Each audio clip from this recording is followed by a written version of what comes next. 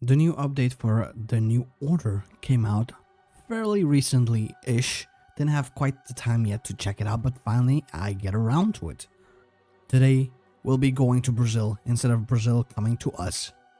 Oh, they even have like a cute little tutorial in here. How cute. I'm not gonna read that. It's too much text. Reading in my TNO mod? I don't think so. Okay, it does look very daunting. Apparently we do need to develop our lands as well. The current relationship is satisfactory. In the 1960s election left Brazil's executive divided between President Lot, supported by left-wing PSD and PTB, and Vice President Quadros, backed by the UDN. Both have publicly promised to work with the other, but behind closed doors, tensions are high and a power struggle is brewing. As Brazil navigates turbulent times, both have the opportunity to grow their influence, but drastic moves may tear their relationship apart. Oh, there's a lot of nepotism.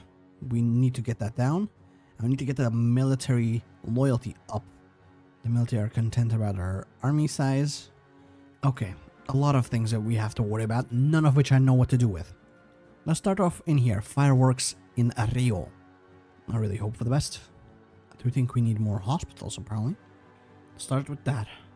I'm not sure yet which faction I want to support yet. We're getting nowhere, Enrique. Odio Denis was a broad man. The type of man who was quick to anger and faster to laugh. He could always be trusted to speak his mind, to tell a colleague exactly where they fell down and where they excelled, though they were in many ways opposites. President Lot had held Denis as one of his closest friends for years.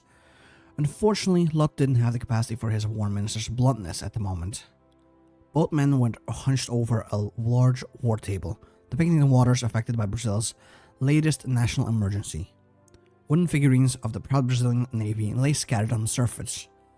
In the latest rough battle plan Lot had devised, an attempt to halt the thousands of pirates infesting Brazilian seas and stealing Brazilian capital. Already the pirates have taken millions of dollars worth of fish and lobster from Brazil's water. Putting hundreds of fishermen out of business. The president's side, resources are limited, Odio. We have to find a way to end these pirates with our current task force. Unless you have ships we can reassign in your back pocket. Dennis folded his arms and stared intently at the largest cluster of ships. Defense is getting us nowhere. Our destroyers are wasted trying to screen out every ramshackle pirate that steals from us. We need to strike at where they take their product. The German vessels and pirate convoys. Attack, not defend.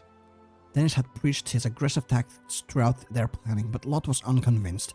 A more diplomatic approach, if he could make it work, might solve the problem without sending every Brazilian sailor thousands of miles from home.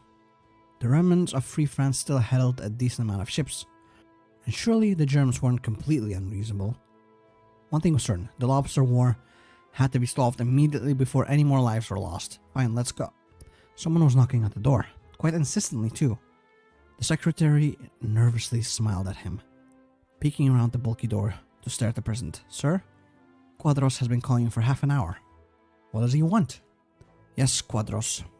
What is so urgent? Lot, I have been waiting for 2 hours. Listen. Are you listening? These Bolivians, they're holding up this treaty, right? I'm trying to make it worse. Bad for us. For Brazil. Terrible. So I need your signature or something to get them to stop, I think. You took a very long time, sir. What? Johnny, are you drunk? You took too long, so yeah, I had a little drink. Tiny teas. These Argentinians, blah. They aren't going to see me until tomorrow anyway. Why not? 4 hours ago, when I started calling, I was sober. We just took too long. This is entirely inappropriate, Janio. I don't even remember what you want from me. Let's have this conversation tomorrow. I don't even understand what you want from me, rather. Bullshit, I've been calling you for 8 hours. The time keeps expanding. Dude seems to be stuck in a time vortex or something. Fine. Do what you need to do, Janio, but tomorrow. I need a full report on whatever it is you're trying to tell me. Understood? Yes, I will do those things. Good night, Enrique. Thank you. Be quicker next time. Before he gets into like an alcohol-induced coma. We should probably develop some stuff, right? Let's pump him some more into the highway so that it gets completed a little bit quicker. Even like more building slots. I don't really need that. As industrialization increases, maybe. I think I do want to sponsor industry. Let's see where. In here. It's partially developed. Surely it'll develop some more. Oh, it's not just that. We also have elections to deal with. Oh, no. Well, one step at a time, man. Attack bombers, strategic bombers, and interceptors. Okay. Oh, we need at least 12 ships in the south central. Do you have 24 ships? We do. So where do we need them? Because I kind of want to deal with the lobster war as soon as possible. Oh, and there's also... What the fuck? We have our own mini civil war or cold war with the Argentines. They have a way stronger economy than us. And a military. Whoops. Anyway, South Central Atlantic and Cape Verde Plains. Okay, these are the two sea tiles that we need to have boats in. Come on, send them out, please. Francisca, one of the millions crowding Rio Copacabana beach to celebrate the advent of the new year, cheered as the first of the fireworks began to light up the skies. She kept her 3 children clustered tight to her against the flow and crush of the crowd. Hundreds of thousands of Brazilians who traveled to the beach from miles around to share in the joy of a new year. Food trucks and tents set up all over the white sands were left empty as their owners joined the raucous celebration. For Francisca, this year had been far too much of that darkness in her life, but now, as Rio was filled with light, her own problems seemed to evaporate at the glow. Brazil was not kind to single mothers, but Francisca, surrounded by hope, felt accepted for the first time in decades. Things would be different tomorrow. She would take her children back to the cramped apartment they called home, go back to 6 hours of sleep desperately taken in between constant work, go back to watching rich men walk past those even worse off than her without even a glance. But as she watched the brilliant lights of a new year, Francisca thought about how things were slowly getting better. Everyday things seemed just a bit cheaper, every paycheck just a bit bigger, the world just a tiniest bit more equitable. Hope was in the air. Nice, that is very nice. Okay, let's go with the lobster war. Because they did say, like, hey yo, take care of that quick, boy, or else. Let's also improve the relation between our two boys. They're cooperative, that's good. Also increase my speed in here a little bit more. Almost 1% a month, that's not bad. Control the helicopter has touched down in Recife, and the hostasori. Former hostages are on their way back to the Japanese embassy. We did it, gentlemen. As Brazil's biggest diplomatic headache was solved, months of negotiations, threats, and tracking has finally paid off. 2 Japanese tourists on vacation, the daughter and son-in-law of one of Japan's richest men, had been kidnapped by pirates off the Brazilian coast for ransom 4 months ago. The Japanese began pressuring and even threatening the Brazilian government within days, demanding the tourists to be found and returned immediately. The situation, already a massive incident, was further complicated when it was revealed that the pirates were hiding out in free French waters, sheltering behind a tiny but aggressive navy that had no interest in ousting the pirates for free. In the end, no shots were fired, but millions of dollars were spent on bribes, information appeasement, and overtime.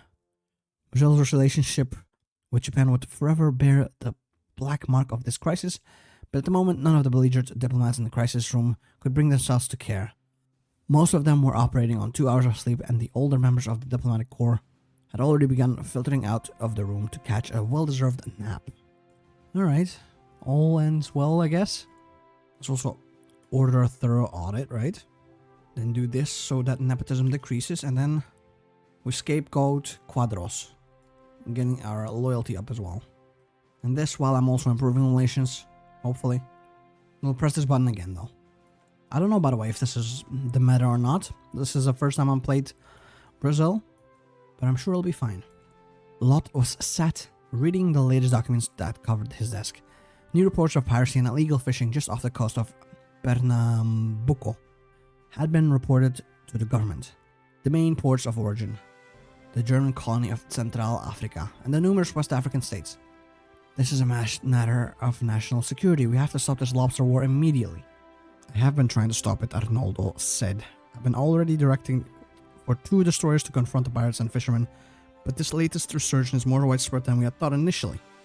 The might of the Brazilian Navy cannot defend against a few pirates. Unbelievable. Pirates continue to harass our fishermen and attack tourist boats.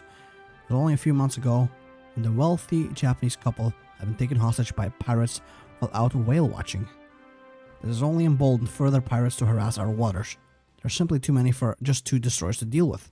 Meanwhile, subsistence fishermen from West Africa and large commercial fishing ships from Central Africa continue to illegally enter our waters to take large amounts of fish. The Central African ships mainly for our prized lobsters. You will have your task force. Our choices will have consequences. Now, what choices do I have to make? I kind of do want to seize their ships. I don't want to negotiate with terrorists. Okay, election season. What do we want to go for? I don't know what any one of these do. I'll go for the UDN. Why not? Am I winning? I don't know. Well, I have a decent amount of votes. I guess we can slander this motherfucker. Now I need to get as much blue everywhere, I guess. Okay, we'll try. This seems very complicated for me. My tiny brain cannot afford. Yes, come in. Quadros opened the door and went inside. Ah, Yanyo. Please do take a seat. Yes, Enrique. Why was I called in with such haste about the dam? No, this is about the upcoming visits to Tokyo, Nanjing, and Washington. This is an important year, and we don't often get to court both the spheres and the OFN with such visits, no? Yes, I agree. But what does this have to do with me exactly? A visit to them is your duty, not mine. Correct, but we don't want to upset the US with that. You're going to the sphere in my stead to ensure the Japanese invests into Brazil in the highway, while I'll head over to Washington and reassure our American friends we want to look as good as possible on the world stage, getting the son's investment while not upsetting Uncle Sam. There's a lot riding on this meeting, so I expect you to do your best. Edna also wants to accompany you, as she wants to get into politics, despite my warnings against it. I understand, though. If you don't want her to come, then I'm fine with her not joining. She has to, but that's enough talking. I'm off to inspect the troops. Good luck, Yanyo.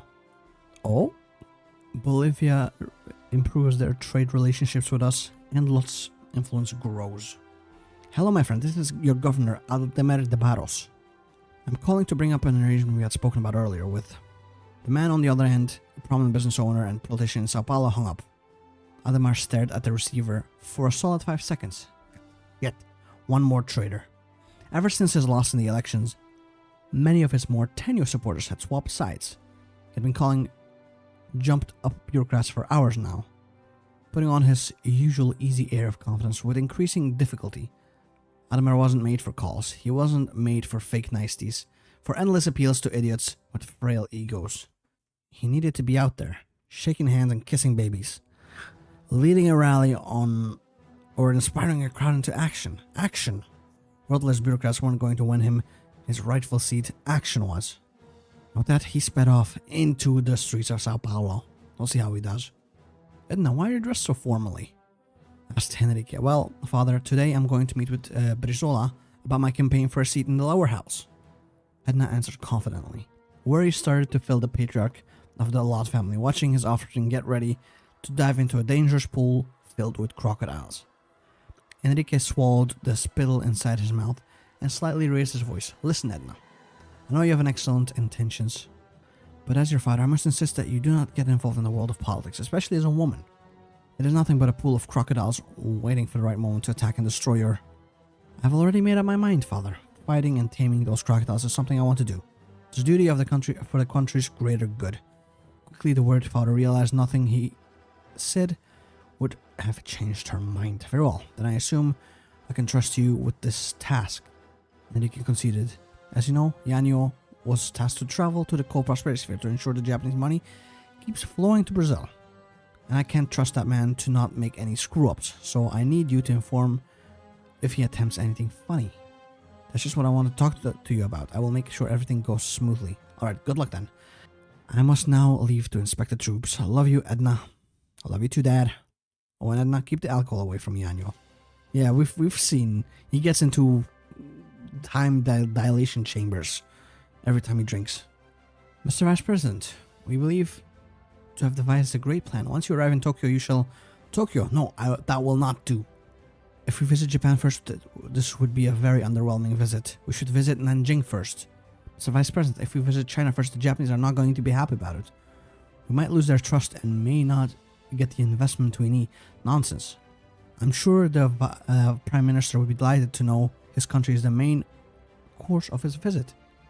As the room now grew louder, with many trying to convince Yanyo not to go to China first, Edna Lot sat close by with the PSD members, listening closely as the discussion unraveled, some trying to hold back their laughter from Quadros' nonsense. After some time passed, Edna walked to a nearby telephone and called her father. "Hello, father. It seems that even without alcohol, Quadros is still a very stubborn man. It seems he's convinced that going to China before Japan is a good idea. If his crew isn't able to convince him otherwise, then he will turn Brazil into a laughingstock all across the sphere. Discuss it with him today. Let's not risk it. Let's say that he is looking forward to a stronger economic and diplomatic ties with the Japanese sphere." Oh, whoops. Apparently we were too close to the Japanese. We're not very corrupt. Nice. The Japanese have shown that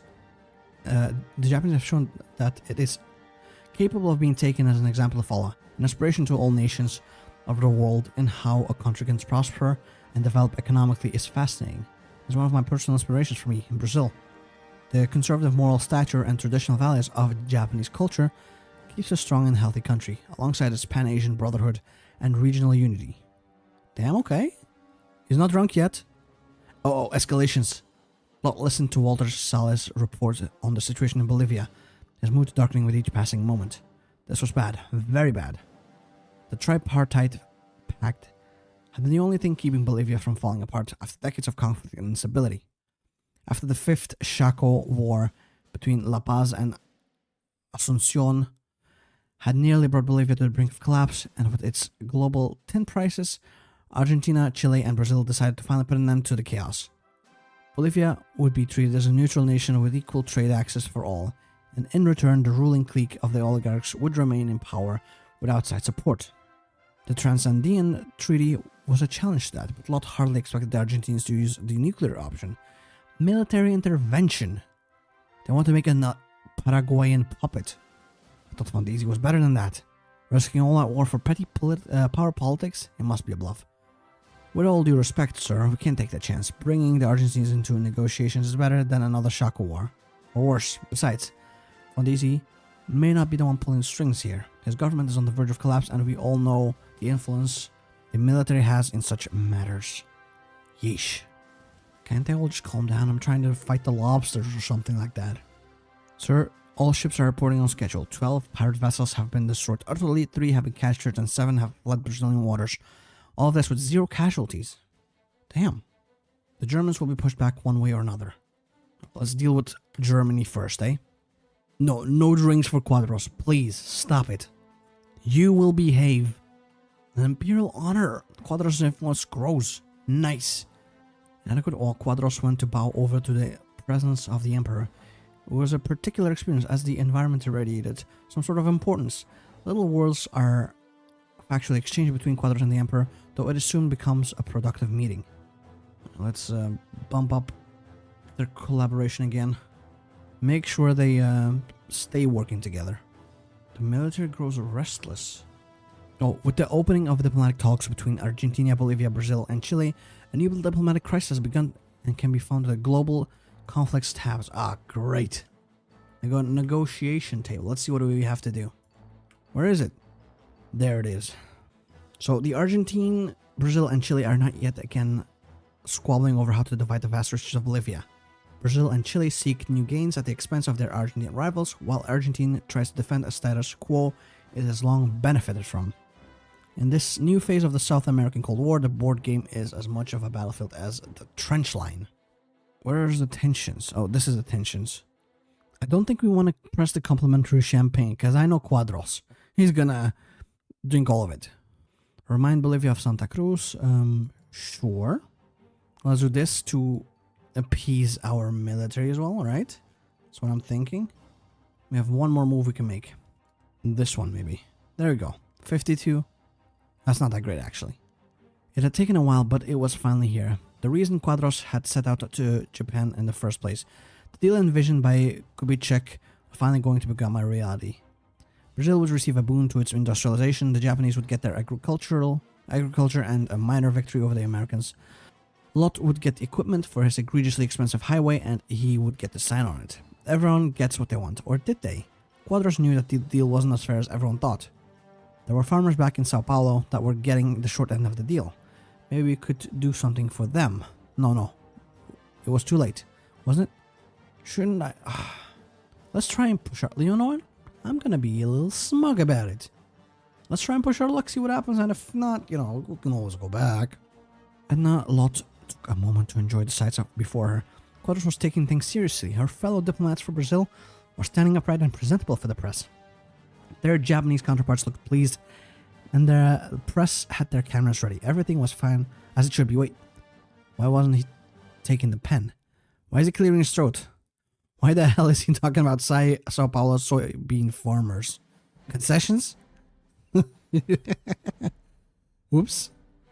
As Quadros continued his tirade to the shocked man in front of him, Edna took a moment to survey the environment a second time. The Brazilian entourage looked mortified. The Japanese stared as if her father's vice president had grown a second head, and the cameras were still ready. Edna could look back at the event with some pride in her team. After the initial shock, they managed to pounce upon the crisis with incredible skill. In minutes, they managed to get Quadro to back down, reassure the Japanese, and get the deal signed. Okay. Well, at least we get some GDP growth, right? But his influence grows.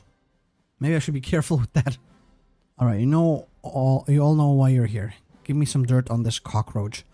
Carlos Lacerda clapped his hands and wrote a name atop of the blackboard at the front of the crowded meeting room. Enrique Lot. When nobody spoke, Lacerda threw his hands up in the air. What? You've been looking into this reprobate for months now. Give me something. Sir, we regret to inform you that, almost nothing, sir, as far as you can tell. Lot is clean. The only concrete accusations are very minor. Nothing worthy even of a tabloid. As far as we can tell, the man is untouchable. Christ, I don't have time for this. I had to pull off a meeting with my poverty council for this, you understand? Rio has the highest rates of unemployment and homelessness in the country, and I should be dealing with that right now. Instead, I'm talking to a group of professional simpletons. I mean, you could be doing your job, you know? Lot's knew a woman half his age, Lot, patriot or FBI spy. So we're just making shit up. Okay. Good for him, I guess. Anyway, let's get back to this. China was a beautiful country, even if you had to ignore the fascists and their jackboots to appreciate it.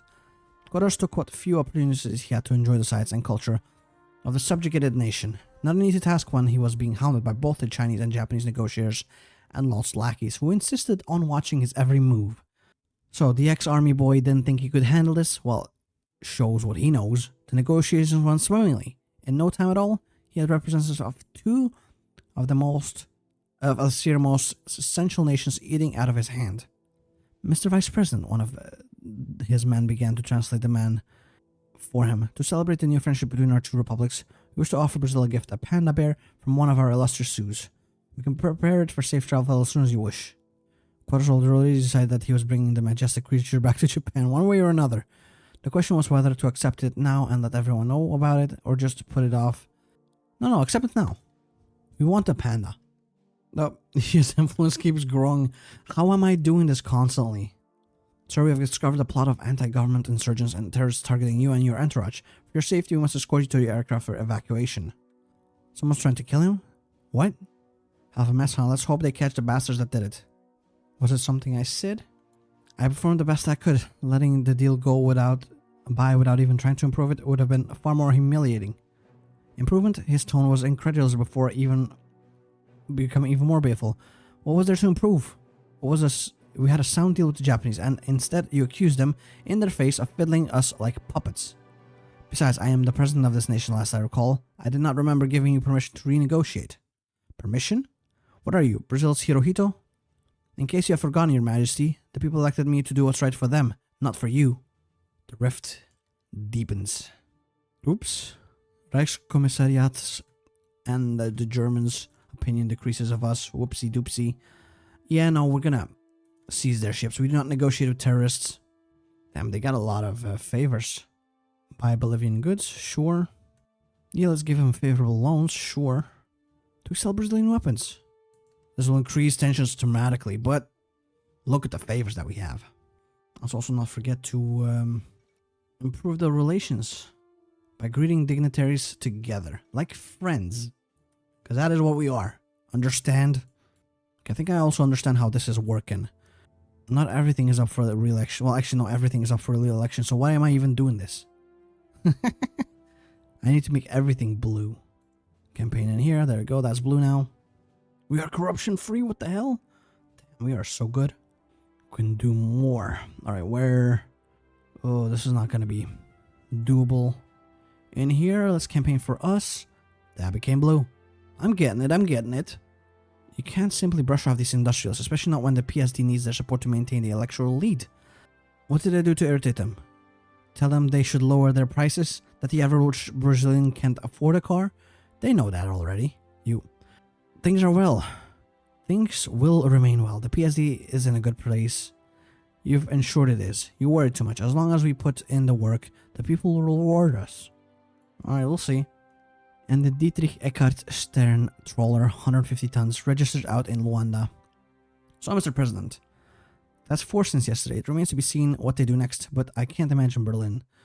The door to the president's office opened, and Quadros stuck his head in. Did you tell Toscano to seize the German ships, without even telling Germany?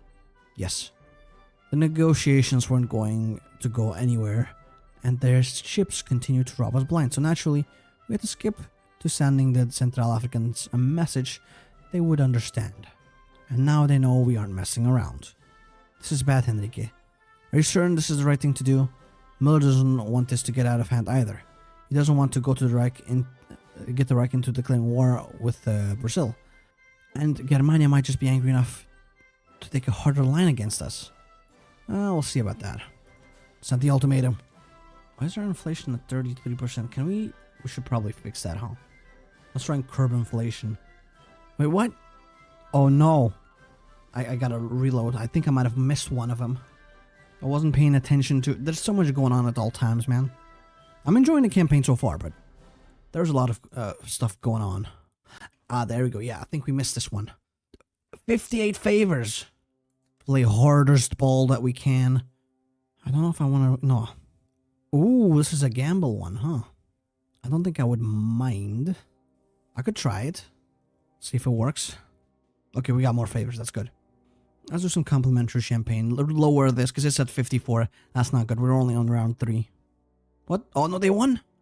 Yeah, they won. So they're 58. We need to get our points up by at least 8. I think we need to do this one. As much as it pains me. We're at 79. That's not good. Play the hardest ball.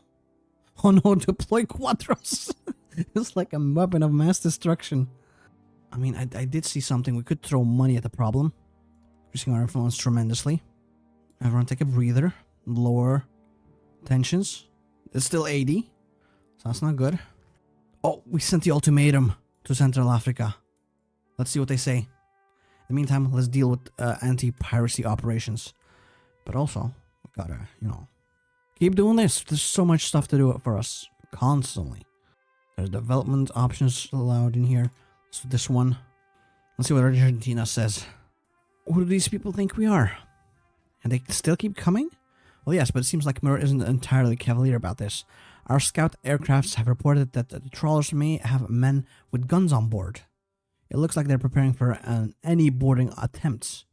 Who's crazy enough to put infantry on a trawler? Miller would, sir. And that's going to complicate any boarding actions we might take against the ships. So if we put the Marines on them, we would be potentially risking a fight over several fishing boats. Christ, this is a problem. Yes, sir, it is, but alternatively, we could take a more moderate course of action. How so? The mercenaries aren't that good at long range, and no captain wants to get hit by a Mark 12 5-inch. So we gently guide them away, maybe bump them or fire across the bow if they don't get the hint. But it'll get the message across, and it's less likely to result in a firefight. That may work, but it's not as forceful. It's only one idea. But we need a decision soon. We will not let them go. Board it. Wait, what? The waiting room was the worst part. Everyone had different ways of dealing with it. Quadros had paced back and forth on the side of the briefing room. Dennis filled the air with smoke as of his third Hollywood so far, and Lot stared at the phone, desperately wishing there would be some good news and maybe a chance for him to get a glass of Candying Club. Finally, the phone rang. Everyone looked at it, then to Lot, who nodded as he picked it up. Talk to me, Toscano. Mr. President, it's done. We're in control of about a quarter of the Central African trawler fleet now. Lot instantly asked, what are our losses? 3 Marines were injured. The mercenaries had no support, most gave up without a fight. The relief on Lot's face was clear to see, and instantly, Quadros and Dennis knew things had gone well. This ought to give Fritz the hint, sir. We're on station for more ships. But if they get wind of this, I don't suppose we're going to see any more try to cross the line. Understood, Admiral. Tell the men we're proud of them. And I'll see how Germany takes this kick in the ass. Happy hunting. The Germans have almost been totally pacified. A bit aggressive for some lobsters. Oh, I mean, they're my motherfucking lobsters. You do not touch that shit. Am I understood? Right now we gotta be careful. I wanna see how far this goes. If we can get away with it, I'd like to pacify. To keep the tensions down low. What are they gonna do? Brazil wins the World Cup. Nice. Good for us, I think. Okay, damn, okay. We're still at above what they have, so we can go deploy Quadras. I'm still... Complimentary champagne, please. Yeah, it's our final thing. We're still at 82. Tension. But we should have won, right? It was late in the evening when Walter Sales arrives in the presidential office, joining President Lot and Minister Odio Dennis. Clutching in his arm was a copy of the Transandine Treaty and a bottle of champagne. Lot didn't ask where he had gotten the bottle, given the ongoing embargo with the pact. But some things were better left unsaid. Please, take a seat, Odio. And now we're just wrapping up discussions on our esteemed Vice President's visit to Asia.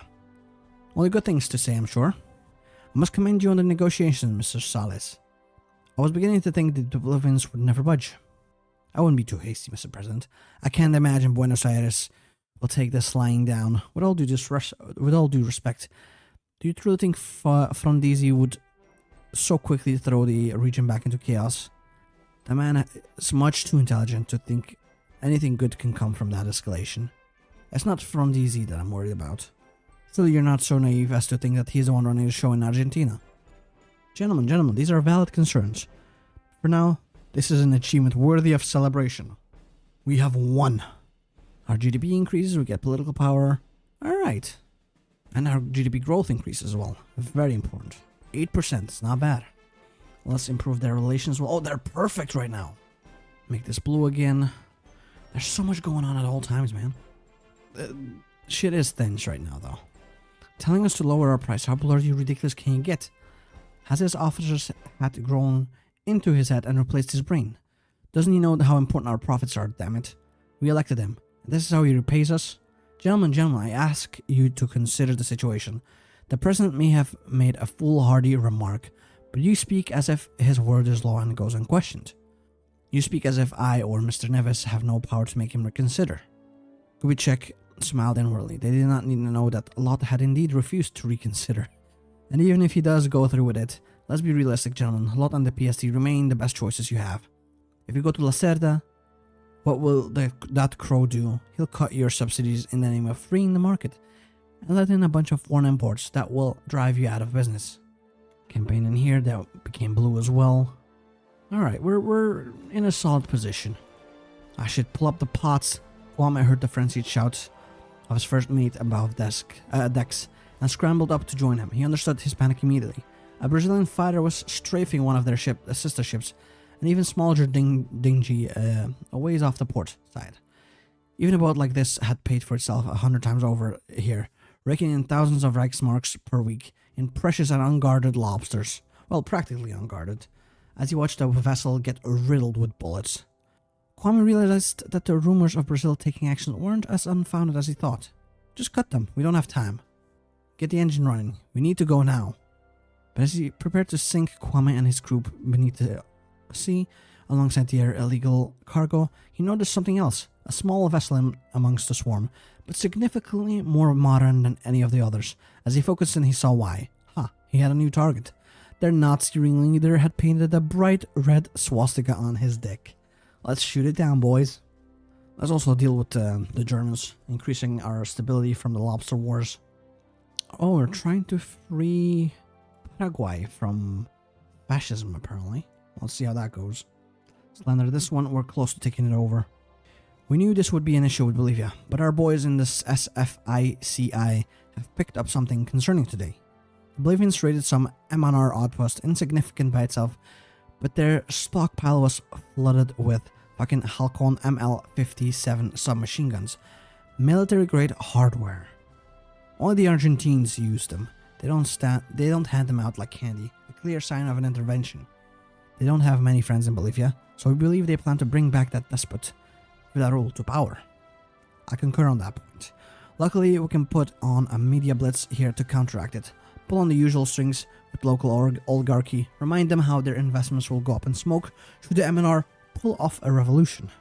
Dennis, I assume you can sway the army to this view. Absolutely no patriots wish to see their nation become some commie Nazi hellhole. None of our men would care to see us become a neighbor to such a country either. They'll stand by at our beck and call. Just say the word lot, and we'll have them take a more proactive measures to stabilize the situation. If they are required, of course. Let's see what happens. Slide this one, there we go, we'll get more influence. We can make the negotiations, apparently. In here. Oh no. Where? There's no negotiations to be had in here. Oh well. I don't think I want to work with the government. I want to go for search and destroy. Campaign for myself, thank you. More blue everywhere, thank you very much. Jesus Christ, what have they done? The scenes of tragedy from the Comercio massacres were laid out on the table. All to Lot's horror, some of the bodies were scattered, protesters fleeing the scene after shots were fired, others were more organized, lined up against the wall. It's a shame, but we must think of how this affects Brazil. Lot glared at him, yet decided to not raise his voice. I believe Mr. Salles and I are in agreement on what to make of the situation, so I will let him lead. Thank you, General. Lot was surprised. It was rare to see them so unified. Following the coup, the facade of Bolivian democracy has vanished, leaving General Alfredo as the country's sole authority. To put it bluntly, he rules Bolivia like a dictator. But he's the best we have. We recommend giving critical support to his regime. Walter here gives the civilian view, but let me speak to you as a military man, Lot. Bolivia is on the precipice of anarchy, inches away from descending into a paradise for all sorts of commie fascist parasites. Ovando is one of the men stopping this from happening. If the word order and progress mean anything, we must support this man and restore order. Tell him he can have whatever we can supply. Things keep getting heated up. We're up to 54, that's not good. Lot's short patience was ceaselessly expiring. With a simple, careless movement, his arm swept the mountain of piled paper off his desk. Resting on it was a map of the pariah of Latin America, Paraguay. As much as he wanted and had reason to, he was not planning an invasion of the country, but he cursed himself for not doing it before. Higinio Morinigo, the Nazi-loving bastard who should have been defenestrated from power long ago, has now decided to summon a fascist congress in Asunción. The scum of Latin America would all be gathered in one place. While he watched this circus of horrors with his hands tied. President speaking, I'll spare you the details. I assume you're about as aware as me about the threat of Mourinho's new obscene exhibition. But you don't need to tell me. We thought our problems would be gone after his mandate ended, but it looks like the bastard has other plans for himself. Maybe we could use this opportunity to put a final point to this. Negative repercussions will surely legitimize our actions. That's a negative. I don't want another disaster like Guaria Falls. I'll be sending you the checkpoint coordinates on the border where your men must maintain a close watch on anyone trespassing it. You must record any information of anyone leaving the country for Asunción. Very well, honestly I find it hard to believe that our fellow countrymen would even consider such a thing, but I agree we must remain vigilant for any subversive activities. Always. Las Guerras Mineras. The latest events in Bolivia have given Latin American newspapers a lot to talk about in the last few weeks. Every day there was something new in the newspapers. Another mine that went on strike, more shootings between the government and the insurgents, more Bolivians crossing the border to escape the violence, and more wild stories that editors invented to accompany these overly bold headlines and grainy photos of another unidentified body. Once again, the laughingstock of South America found itself surrounded by vultures, relishing for more influence and one more headline. In the neutral Oriental Republic of Uruguay, this had been no different. Most notably, the weekly Marcha, revered as the most respected newspaper in the Platinian country, despite being criticized for its obvious sympathies to the leftist revolutionaries. But what caught the attention of not only the Uruguayan citizens but also the world was that not the essays discussing the consequences of the imperialist interests on Bolivia and its people, but rather, as is customary in journalism, was on the cover. Previously, an idea proposed by the journalist Eduardo Galeano, striving to bring the spotlight to the injustices suffered by the Bolivian people because of petty foreign interests over their natural resources. He suggested baptizing the struggle in Bolivia as Las Guerras Mineras. The director approved the creative idea, and so it was printed the following day. And the mining wars would spread like a wildfire. We will be now fighting for influence in there. Mining, wow, I like this little icon, that's very cute. First, we gotta do some influence stuff in here. I wanna see this mining stuff. The phalangists and nationalists gain strength. Oh damn, that's okay, what do we need to do? Our ally Candia government is under threat by a melange of foes. Armed mining against phalangist exiles and nationalist remnants. Okay, so we need to do a lot of stuff.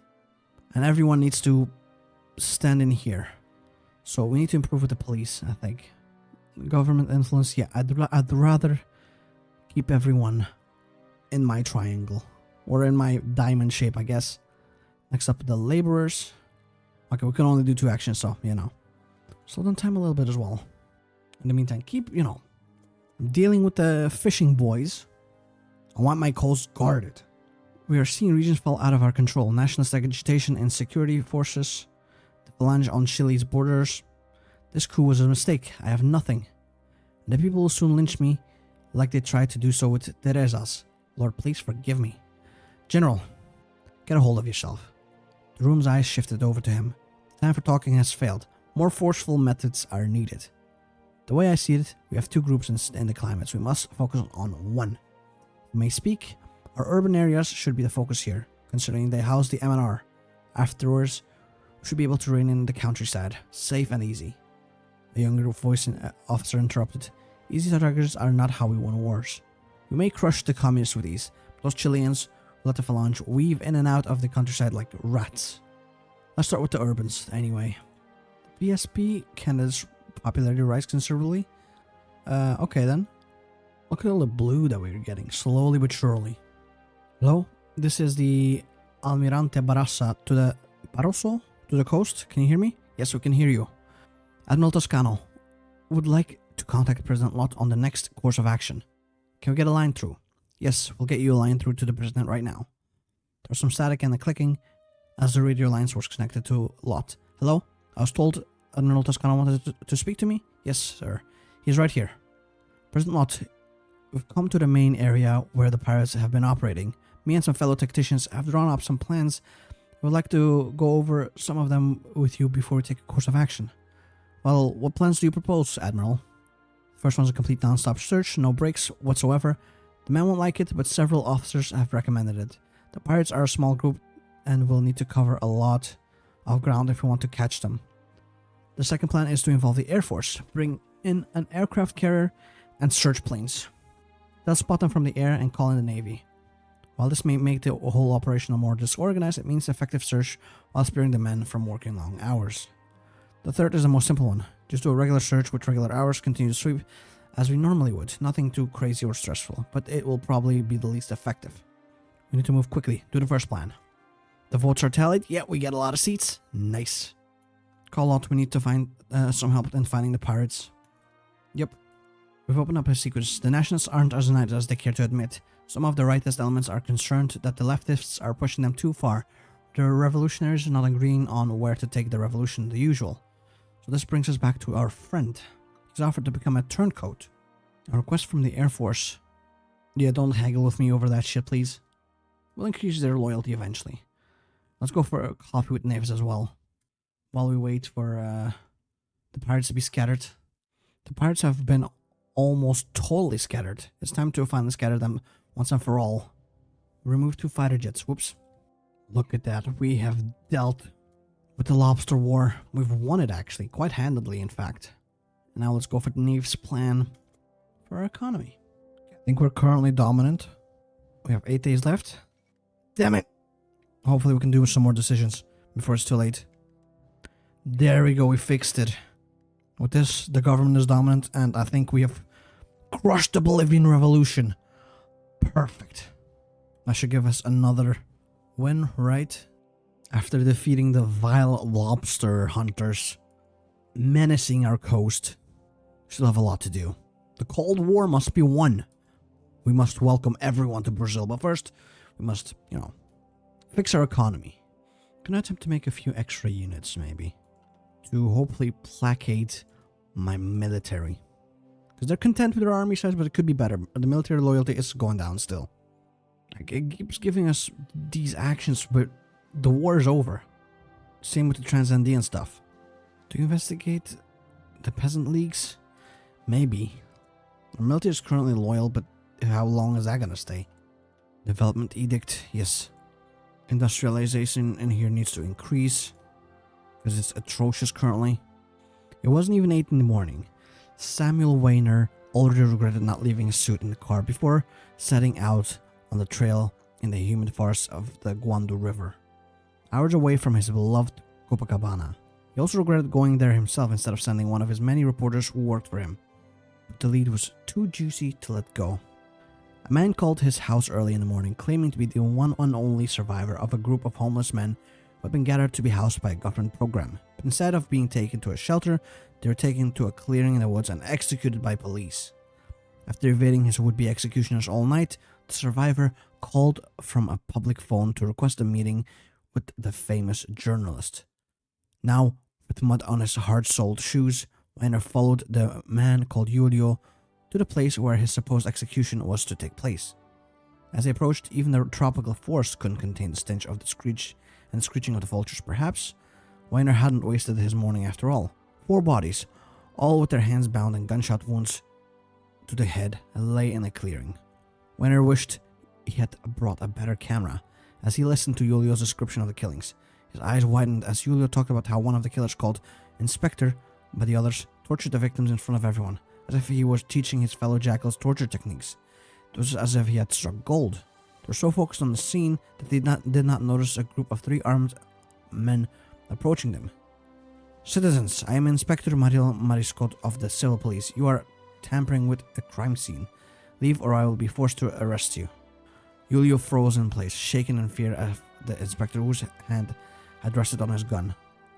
Weiner looked at them and smiled. He knew that if he had not been here, the scene would have ended differently. Oh, the Yasuda crisis. Japan's kind of falling apart, and that's okay. We don't mind at all. Pumped out some extra units. We still have below what we need. We need what? At least 3 more, so let's make 4. Don't have quite enough equipment for all of that, but that's okay. Hold competency tests and try and pass the Agrarian Reform or Agrarian Relief Act. Oh, test rounds. Okay, Fortress Bolivia is in development. We're pretty much arming him since they are pretty much my puppet. Yet they are a alliance state on us. Breaking news out of Guanabara province today, as Governor Carlos Lacerda dismissed his Secretary of Security just an hour ago. Sources close to the governor report his increasing anger with the secretary regarding the death of multiple homeless men who have washed up on the beach in Rio with seemingly little explanation. Detectives are currently treating the case as a homicide, though there are no suspects or people of interest in custody currently. The secretary's inability to solve this particular case has drawn Lacerda's ire, though no one truly knows why.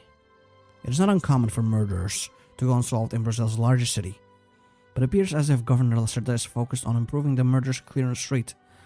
When asked about the sudden firing of the Secretary of Security, Lacerda refused to comment on the firing, but mentioned the faithful servants of Guanabara will ensure that justice is brought to our fellow countrymen, and emphasized that Guanabara is for all of our brothers and sisters, rich or poor. Paperwork on behalf of the governor's office today was filed, detailing the creation of an independent investigation and a committee to assist the detectives in solving the particular murder. Political analysts expected to stick around to try and improve Rio's abysmal murder clearance rate and train both patrol officers and detectives to cut down on violent crime. How are things going then, Edna? All pretty good, Dad. I've been getting used to the way things work over at the Diputados. Django's been showing me the ropes, and I've been in touch with Tancredo here and there. Really? Good to hear that. You can trust the 2 of them. What's your newest project, by the way? I'll see if I can help you out with it. Oh, I was looking to strengthen the protections for women in the urban workforce.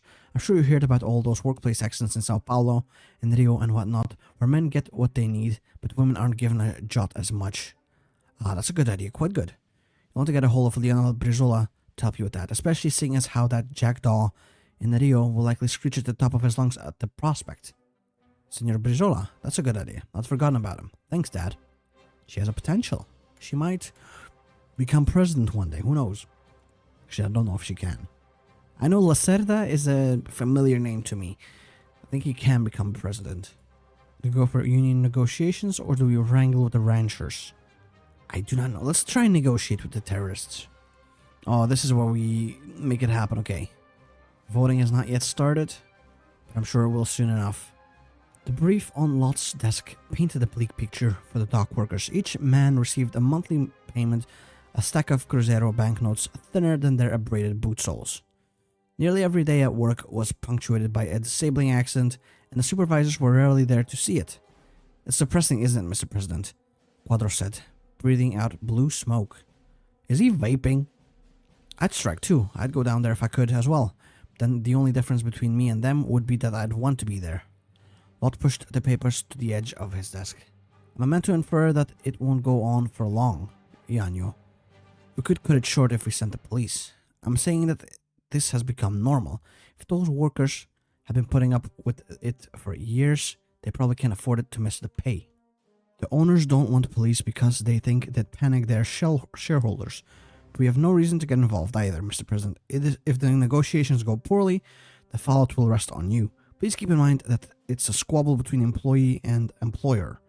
It's not our problem unless we make it our problem. Cuadros gilded across the office to loom over Dennis, who fit neatly within his shadow. Defense then, that's your field. How will we make ships if there's no one there to build them? That sounds like our business. You should be on my side, Dennis. You might have a stake in this farce. That's enough from both of you. I'll decide shortly. For now, you're dismissed. I will meet these strikers, yeah. We will negotiate with them. Because I feel like we'll get the better option if we are successful. I pumped out some units. How are we looking now? They are content. We're still lowering our military loyalty slightly every time. If we get this final man on the field, maybe then they'll be happy. The air in the room was dense with cigar smoke and perspiration, and Lot finally understood how the dock workers felt stuffed in the hull of a ship. Perhaps that was part of their strategy. 20 men on either side of their dispute sat around the sticky table, which occupied most of the room. The president was crammed into a thatch chair at its end. Dock workers chewed tobacco and talked amongst themselves a bit before a gaunt man emerged from their numbers and hushed them, the strike leader. Before we begin, I'd like to thank the president for coming, especially given the opposition he must have experienced before he took this long journey here. Lot nodded as men around the table puffed their cigars, and the room was filled with smoke. We have every reason to listen to each other. Now, Mr. President, I'll be blunt. We'd prefer if you heard us over our bosses. We want 10% raise to our pensions and a 6% raise to our minimum wage. If we agree on this, the strike will stop by tomorrow morning. Lot did not let his face betray his doubt. Those numbers threatened his government coffers. They might not be as costly as the fury of the oligarchs. Simultaneously, he was unsure how long the strike could drag on, and how the actions would cost him, and how much it would cost the dock workers. It was like rolling dice, but if he haggled skillfully, he might be able to contain his expenses, or perhaps Lot could win the game by not playing. And yet, there was a feeling he could not evade respect. Behind these men was calloused hands, were families who depended on them. Their strike was not selfish or risk-free, and he could send them all home to happy families if he opened his wallet. I mean, honestly, I want to give them what they want. Those motherfuckers deserve their, solid-ish pay, because it's probably not that much, let's be fair, even after that raise. Mr. President, what proceeded you open our treasury to those workers?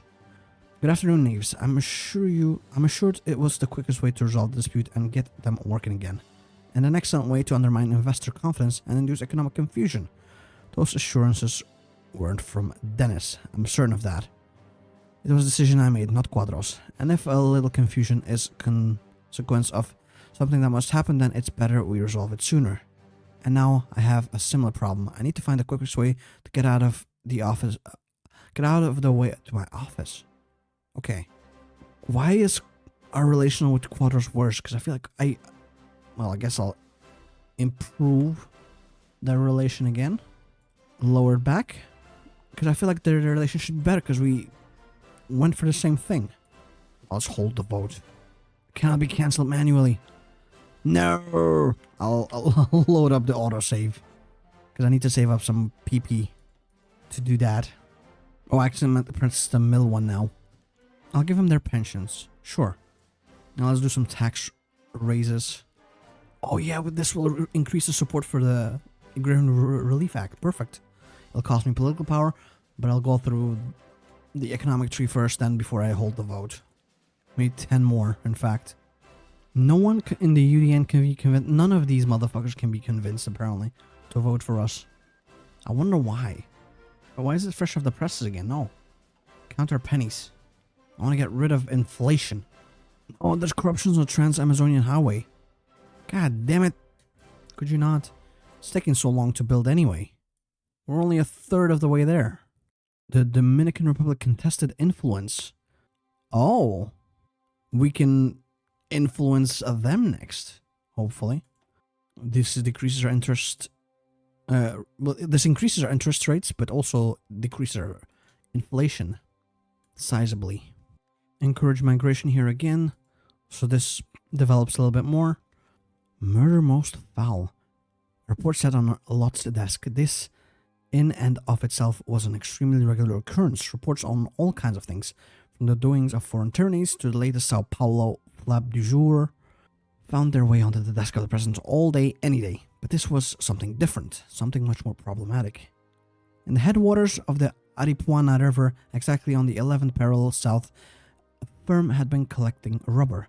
They were natives of the Sintalarga tribe, apparently, that lived in the village in the area. They had probably done so for generations, but one fine morning, the head of the local rubber firm wanted to remove the villagers. He claimed to his goons that the Indians were parasites, shameful pests, and vagabonds, and resolved to exterminate them. So that is what he did, brutally. So brutally, in fact, that even some Nazis and Japanese a lot knew of might blanch in horror and disgust. 500 people dead. We will bring him to justice, you got them right. Oh, they're satisfied now, okay. That's good. I guess it needed some time to reestablish themselves. More inflation reductions, but GDP growth also lowers. We'll still have 6% growth, but yeah, it's not great. The matter of the PSD. Tancredo, what brings you here today? Neves smiled back, but his face became solemn as he began to speak. His friend noticed this. Enrique, it's the PSD, the conservatives. Oro and what have you. What's the issue with them? The rightists in the PSD are angry, Enrique. They think you've bent too much to Goulart and Quadros. The Dockworkers crisis is a case in point. They're angry with you that you didn't do enough to consult with them. And for all that I don't like some of them, they're right. You need to do more about their opinions, Enrique. I am President Tancredo. I'm doing what is best for the country. They need to have faith that I will be able to preserve our democracy and prevent a political disaster. I understand that. You know I have faith in you, but you really need to talk to Auro Andrade and the rest of them. Alright, I guess I will. Let's put in some more, there we go. 1.2 monthly. That's actually the max as well. Let's increase population growth in here, because it's not that great right now. It needs to go up quicker. Paraguay's difficulty. Does that mean that we get to sway them to our side soon? I hope so. They're currently mostly under Argentinian control. Well, mostly on the line, but power outages. Let's make some electricity happen then, eh? It'll take a couple of months, but we'll definitely need it. It's mostly because our GDP is kind of big boy. Let's industrialize the south as well. It was late in the day and most vendors were closing up. It had been a busy few hours for Yamila. That had been the case for a while now. Business was booming and it showed no signs of slowing down. Even as the year ate away at her face, Yamila had remained a respected matriarch within her community, moving from the owner of a watermelon vendor to a wise, eminent guide. We all know it's a matter of time before the good news surrounding our GDP is announced. Well, how will we celebrate? Perhaps we we could give each a fruit a special name. I don't think that's a great one. Let's blast the anthem over the speakers. Find the right places and learn the words by heart. Too expensive, she thought. Fear confirming another person started running the cost of individual speakers. As more ideas began to float, Yamila sighed. Too many of them veered too generic, too lazy. Was it too much for this generation to even paint their pavilions green and yellow? Just as she turned to despair, another teenager took center stage and turned reflexively around. What if you buy some Brazilian frags? I know a local supplier who makes some, and if we head down soon, we should be able to go there without eating into his next shipment. It's simple, patriotic, but will help a business in the local economy. Nice. How long would the vote go? Do I have the time? It's 21 days. In no way I'm passing this in my current state. Maybe I'm not meant to pass it. At least our inflation is going down hard. And Adolf Hitler's died. I know. Power outages. I'm trying to fix it, man. I almost have the first one built. Oh, and there's the German Civil War. Oopsie doopsie. No, there's delays. Max yearly Trans-Amazonian Highway construction slows down by 1. How dare you? And with this, Neve's plans complete, we'll get extra GDP and GDP growth. Highly important. Needs to combat our ridiculous debt to GDP ratio that's climbing constantly. So tax hike. Some more austerity, please. The United States of Brazil joins its friends and allies in condemning the invasion of the free South Africa and supporting its defense. He began in lightly accented English. But why are we here? Not to deliberate, but to fight and accept our responsibility as free nations. We are here in an extraordinary show of unity and power. We are here to prove we are different from our enemies, ruling not by fear but with confidence. We do not accept dictates. We decide for ourselves. In the face of injustice, we stand strong. In Brazil, we know exactly where we stand out. Standing down leads. In 1939, our president stayed out of the biggest conflict of our time. Many thought that war wasn't ours, but our ships were attacked, our people were killed, and our veil of neutrality didn't prevent any bloodshed. We must learn from our mistakes as we did in the South Atlantic a long time ago. The enemy's bloodlust remains unchanged, and their goals of world conquest are no different. Alright, whatever you say, brother. Oh, the fascists move. This will update the focus tree. Hopefully I can fix this first. Let's go deal with the fascists next. National power out. I mean, I guess that makes sense. What we did. Brazil to the rescue. Lot coughed twice before speaking. Let's get this out of the way immediately. I intend to join the defense of South Africa against the Shield. To do any less is to allow fascists to control their campaign of murder unchecked. Or to continue their campaign of murder unchecked. Lot sat down at the head of the long meeting table. Dennis piped up first. I think I speak for the entire military high command when I say that we agree, Mr. President. We are already preparing an offensive against the Shield. So I recommend we get right into the planning. Is there no objections? Everyone around the table gave varying grunts of affirmation. All except one. Do you want the Germans to shoot our heads off of our necks? There's already a goddamn continent full of Nazis. Why antagonize them? Whenever Barry or whatever horse son wins their civil war, they're going to nuke us into paste. I object. Well, thank you, Janos. If there's nothing else, let's talk about planning. Ignore the madman. He's cuckoo.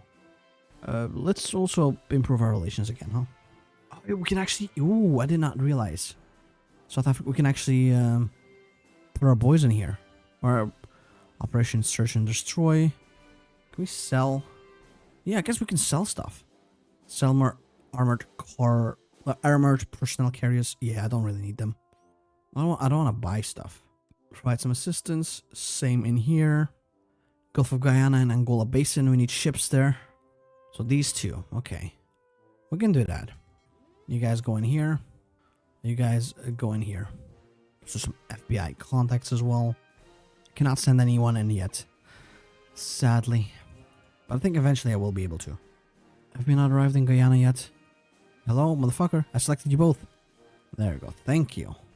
Let's blockade them. The PSD candidate's popular rise next election. Oh, that's not good.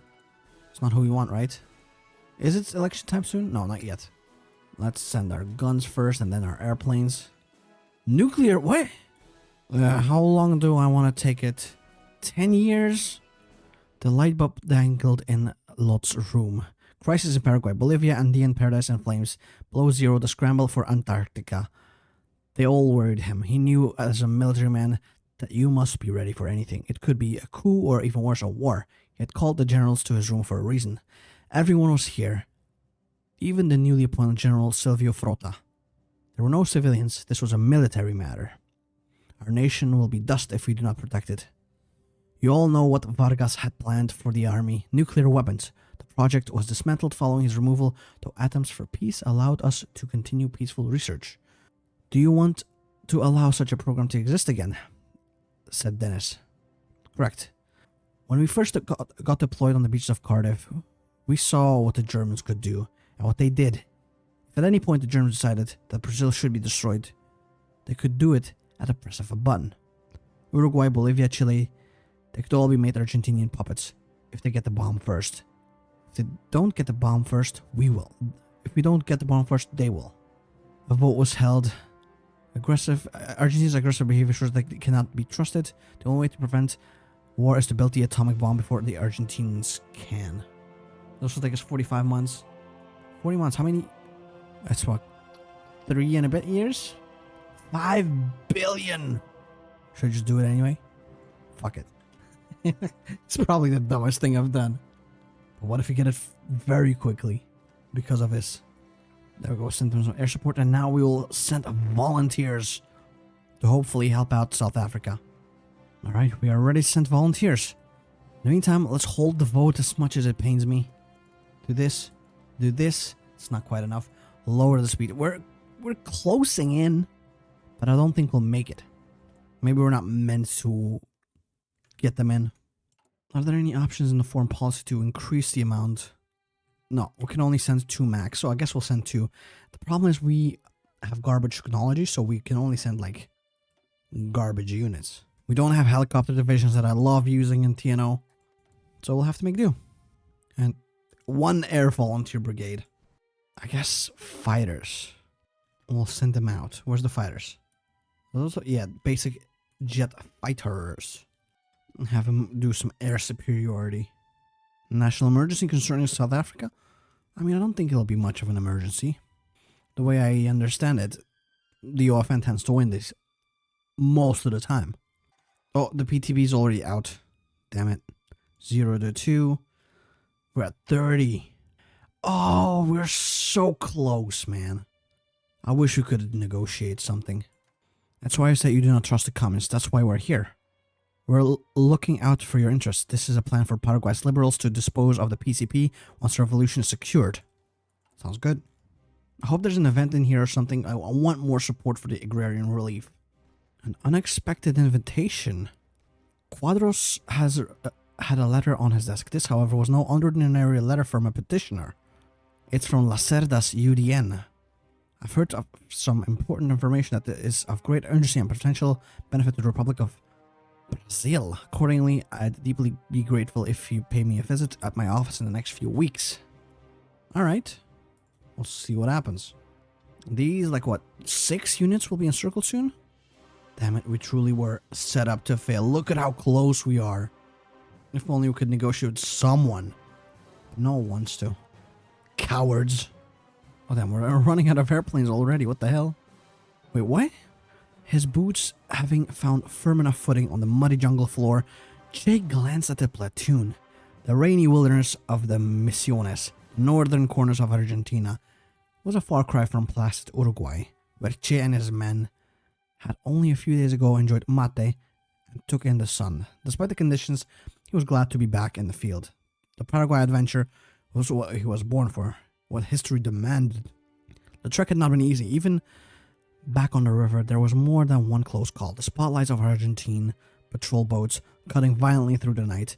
It would have been impossible without the intel he received on the river Navy blind spots from the Brazilians. Though Che admitted that only begrudgingly. Castro had been different. He was a bourgeoisie nationalist and a son of a bitch. But he at least seemed to care for the people. Meanwhile, his current allies, the cloistered liberal exiles of Paraguay, and the autocratic madmen produced in Brazilian military academies, were totally contemptible. Their mutual disdain was kept in check because Che was useful to them, or rather useful to their masters in Washington, and the Yankees struggle with that order. Mirrored eagle. Alright.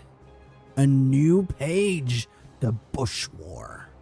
This time for Paraguay. The world sure as hell is heating up. What do we want in here? The pariah state of South America has finally met its ultimate test. Their old enemies from the coalition of rebels, known as Fulna, have returned from exile with their guns loaded and knives sharpened as they prepare for a long-awaited insurgency to topple the regime in Asunción once and for all.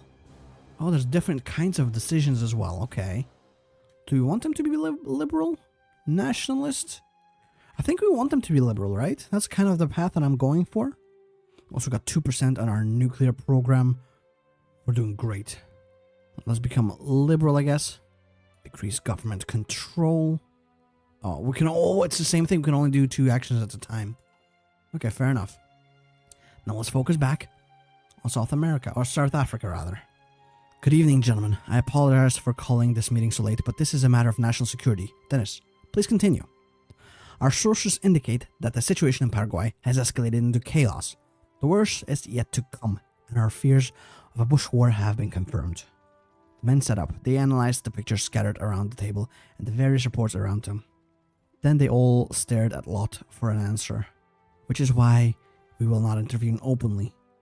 With our failure at Guyana Falls and the end of the Lobster War, we can't afford any more mischiefs in foreign lands when it doesn't really concern us. However, we will support our allies with covert means.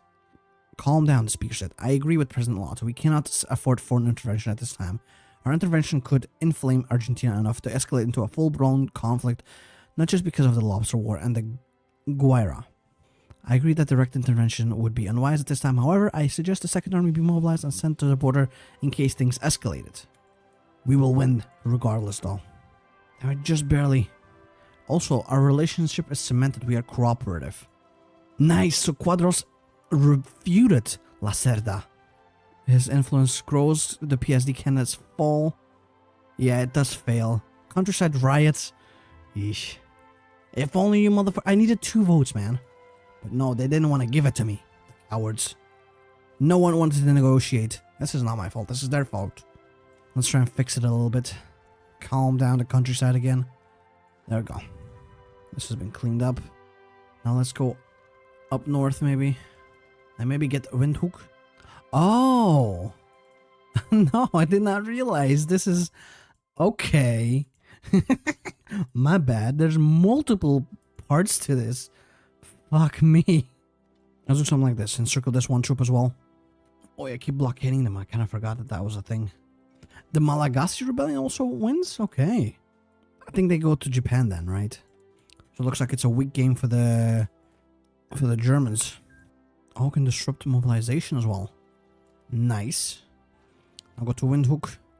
I'm running out of airplanes. That's not good. Okay, there's a second one in here. That's good. Can we really only make him nationalist? Come on, crush him already. He's almost dead. How's the tensions looking up in here? It's pretty tense. 55. Got 4% nuclear build-up. There we go. Fall of Windhoek. Perfect. Keep pushing him further and further. I really don't think they should be able to last that long. I understand your concern, Walter, said the US ambassador with only the thinnest of smiles. But we'll be inviting Argentina to join the Organization of American States at the next available opportunity. Foreign Minister Walter Moreira Salles could feel his jaw tighten. To tack this onto an otherwise routine discussion at the embassy to show no willingness to budge, Moreira took a deep breath and said Argentina is a rogue state that will do nothing but disrupt OAS operations. To legitimize it like this, the ambassador cut him off. They'll have limited opportunity to disrupt anything. We're welcoming them only as a probationary member, no voting rights, and to your point on legitimacy, if we don't bring them into the fold, their only option are our foes. Washington would rather have a troublesome partner than an ally of Germania. Rome, Tokyo, on your doorstep. If Brasilia feels similarly, we'd appreciate your vote in favor of the next OAS conference. Very well, we already had the votes. Okay, we will abstain then. Stage a Bolivian border crash, why not? See what happens, eh? Oh, the Afrikaner Volksstaat is dead. Good. Do we rattle with our sabers? I mean, we could, I guess. Is on Diva gonna be enough? Let's disrupt mobilization again. I hope this falls soon though. I mean, it's dangerous currently, that's not good. I don't want any nukes to fly across. Oh, is that the first one that's died? Yes. Oh no, that's the Netherlands that died, never mind. Nothing too important. I thought one of these motherfuckers finally croaked. Not quite yet. Oh, for a second I thought maybe now. No, that's just Italy doing their shenanigans. How about now? Still not them. I don't want to promote the loyal. Some favoritism as a treat. I love that. We'll try to be principled about this. As much as we can. Germany intervenes now. That's not good. Well, it might be too late though. I feel like I'm getting crushed here all around. Like I don't fully understand what's going on. But I think with that, I will leave it off here for the day. Still got a lot of editing to do. Things are heating up, but at least in Africa we are winning. I'm both getting my ass kicked in here, but also feel like I'm winning. I did notice this liberal thing that I take, it's 21 days, so I probably should stop taking that one. Even though it's increasing our division, we do need to win these provinces. We are back with our, well, foreign interventions pretty much. And I've kind of looked up how to properly make it happen. This African war, I think we should be able to win. Apparently, in here we mostly need to focus on Asunción, which is their capital region. So that's pretty much exactly what we'll be doing. We'll keep making circums happen wherever possible, really, right? While we, in the meantime, exile the hardliners into the Amazon. Sure, why not? Let's try and get into Leopoldsville as well, right? People are content about our army. Oh, we don't have enough dudes deployed, apparently. Okay. Can we add another infantry boy in here? I think I can. There we go. That should help us out with that. Oh, damn, they're very nationalist. I don't like that. Our current progress is 12% for our nukes. There we go. Come on, give me their capital. Leopoldville. It has to fall to us, and then maybe afterwards Brazzaville. We've almost got the capital. Perfect. They're back to being nationalists. That kind of sucks. Then after we get that, we should just prolongate the conflict as long as possible until the government collapses, apparently. At least that's what I've read online. Because I was going to be honest, like, I don't know what I had to do. They kept retaking all the provinces that I took over. Apparently, it's either control 4 of them or just Asunción. I feel like Asunción is a little bit easier to control. And everything is going up except for maybe mechanized in this region. Yeah, let's get that up. Let's go all the way to the top, maybe. I don't think we need to go quite that far, but still. But our altitude, if we can get to Stanleyville, should be fine. They're worried about our state of the military. We need 40 deployed now. Alright, we'll make it happen. Oh, wait. Finally defeating the OFN provisional government? What do you mean? We will update the focus because of this. Because of our glorious victory. Why you didn't defeat the OFN? We made the OFN mandates. Hopefully they stay together. Disrupt mobilization, please. We need air dropping of leaflets. So we become a little bit more liberal. What the fuck is that? Who controls this? Is the capital fall? Government collapse imminent. Nice. I think we've done it. In 20 days they will collapse. Anything that helps me not boost nationalists though? Not really. Just add some days then, I guess. Okay, it did work then. Uh-oh. The expansive Hall of the Americas in Washington, D.C. gathered together the great and good of the Western Hemisphere under its soaring ceilings and the banners of the Organization of American States. 2 of these OAS representatives, one from Rio de Janeiro and one from Santa Fe, walked briskly along its marble floors, murmuring to one another. The Brazilian spotted a vacant room and gestured for his U.S. counterpart to follow. When the heavy oaken door has shut behind him, Castro cried out in fair English, "It cannot be allowed, it cannot. Perón and his minions will not be allowed to subvert this organization, or Brazil and I shall have no further part in it." The New Mexican representatives nodded slowly. "Oh, I agree." And so did the folks in the White House. Good. The Americans seemed lost in thought, staring at the Aztec-inspired wall decor. This whole business is such a waste. Perón tossing away the greatest chance for peace your continent has in favor of Europe's dead grip. Castro was already opening the door. He could never do otherwise. Come, we need to warn the Uruguayans. Uh-oh. So now Uruguay is also gonna collapse? Wait, no. They're no longer collapsing, the assholes. Alright, now it's gonna actually collapse, I think, right? One more day. It's over. Military analysts have been grown aware of a weakening government fighting capability in the so-called Bush War, but its control seems to have rapidly unraveled in recent weeks to a breaking point. What started as a persistent countryside insurgency by guerrilla group Fulna has gained the upper hand, such that government supporters have fled and insurgents have entered the capital city, Asunción. South America's black spot turns into a gray shade? Yeah. So we've won them. At least they're non-aligned now. We do want to keep pressing for the defense of democracy. We are the America of the South. Making sure we meddle in every single one of these elections. As long as they align to us, they will get to keep their democracy. Although tensions are high. Do we take some favoritism as a treat? Well, first off, to the Peruvian border we go. Mechanize this shit a little bit more. I'd love to invest into the Amazonia. We're still building. We're halfway towards finishing the highway, though. What? Santa Cruz falls to radicalism right away? They just became a thing, man. Left-wing nationalism. Okay. Okay, buddy. Did this ever go down? Bolivia declares war to invade Santa Cruz. Do we have any say in that? In the global conflict? No. But the thing is, Bolivia is aligned with us, so I don't mind. It's definitely not going to help with the tensions, I'll tell you that much. Can we send help to them? No, we can request fortresses. Do we join?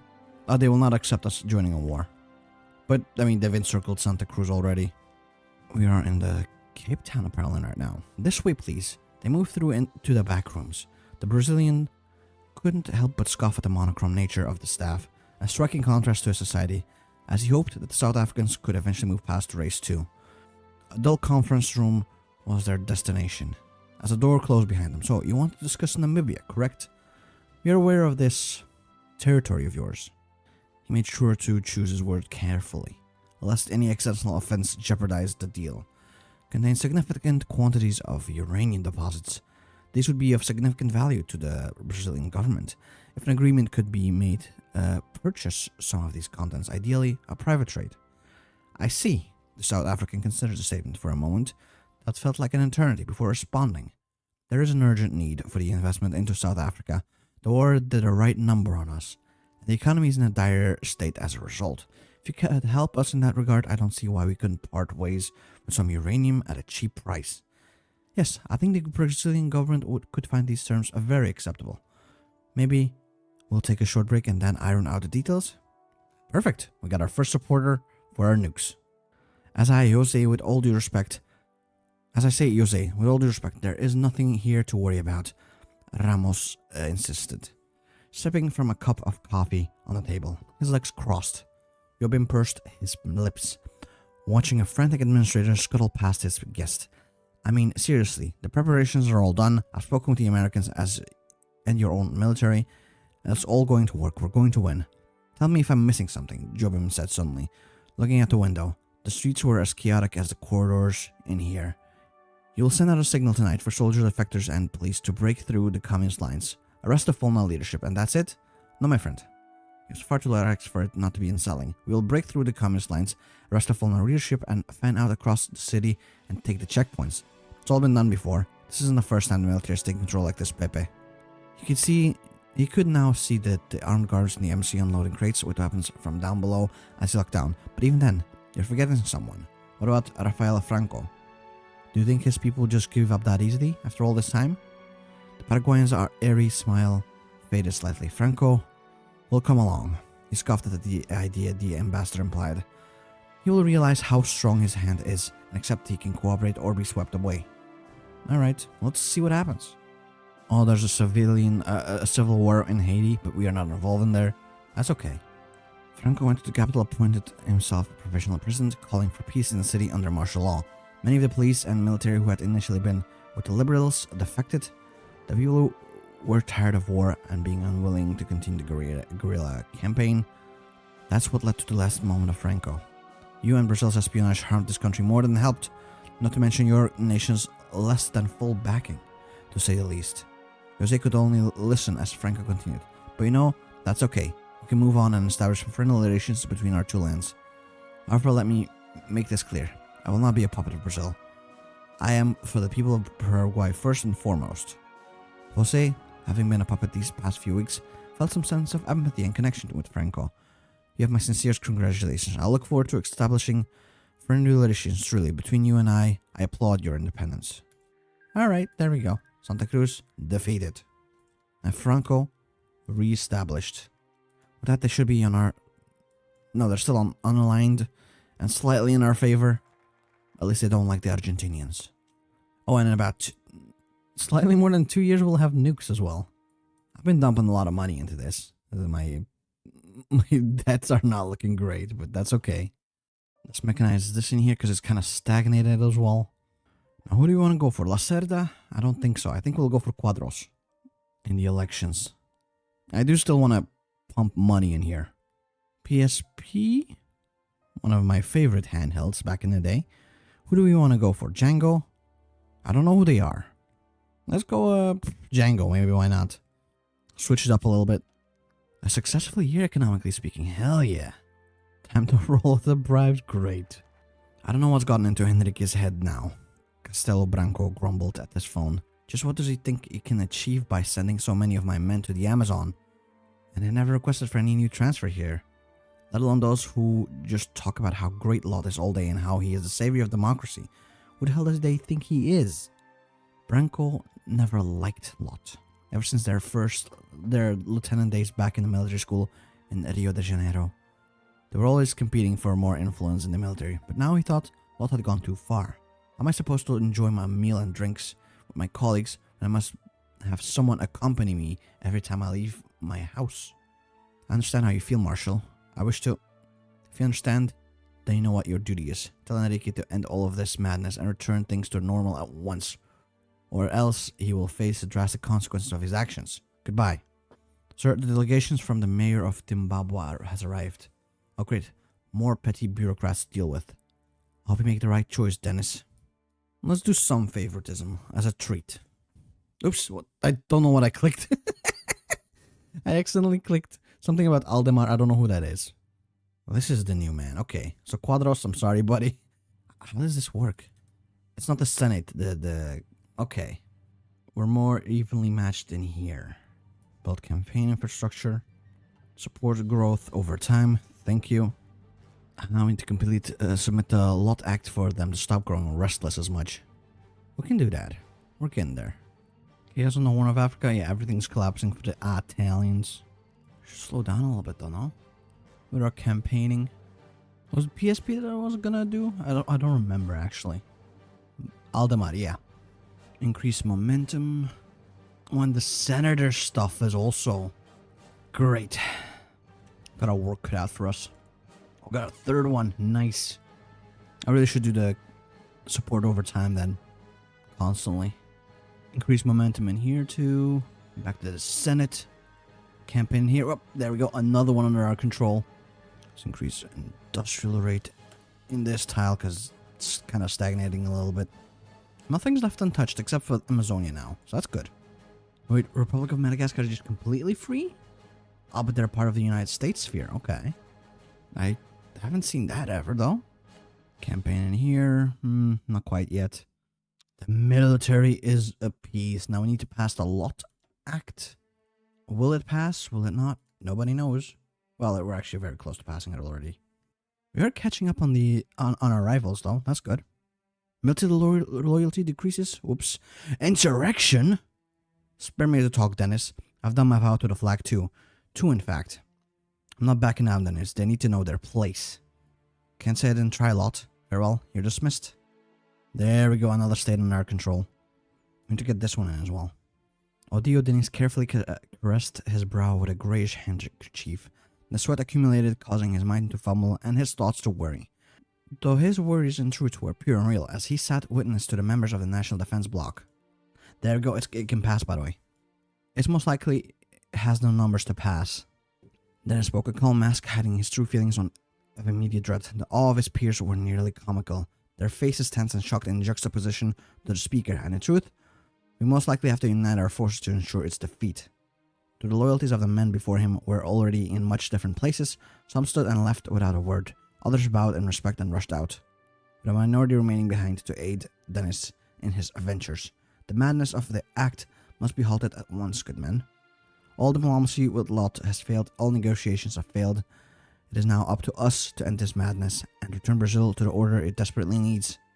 Excuse you? I am Democracy Manifest. How dare you? The UDN supports the Lot Act significantly. Nice, we get even more people in. Uh-oh. Dennis' betrayal.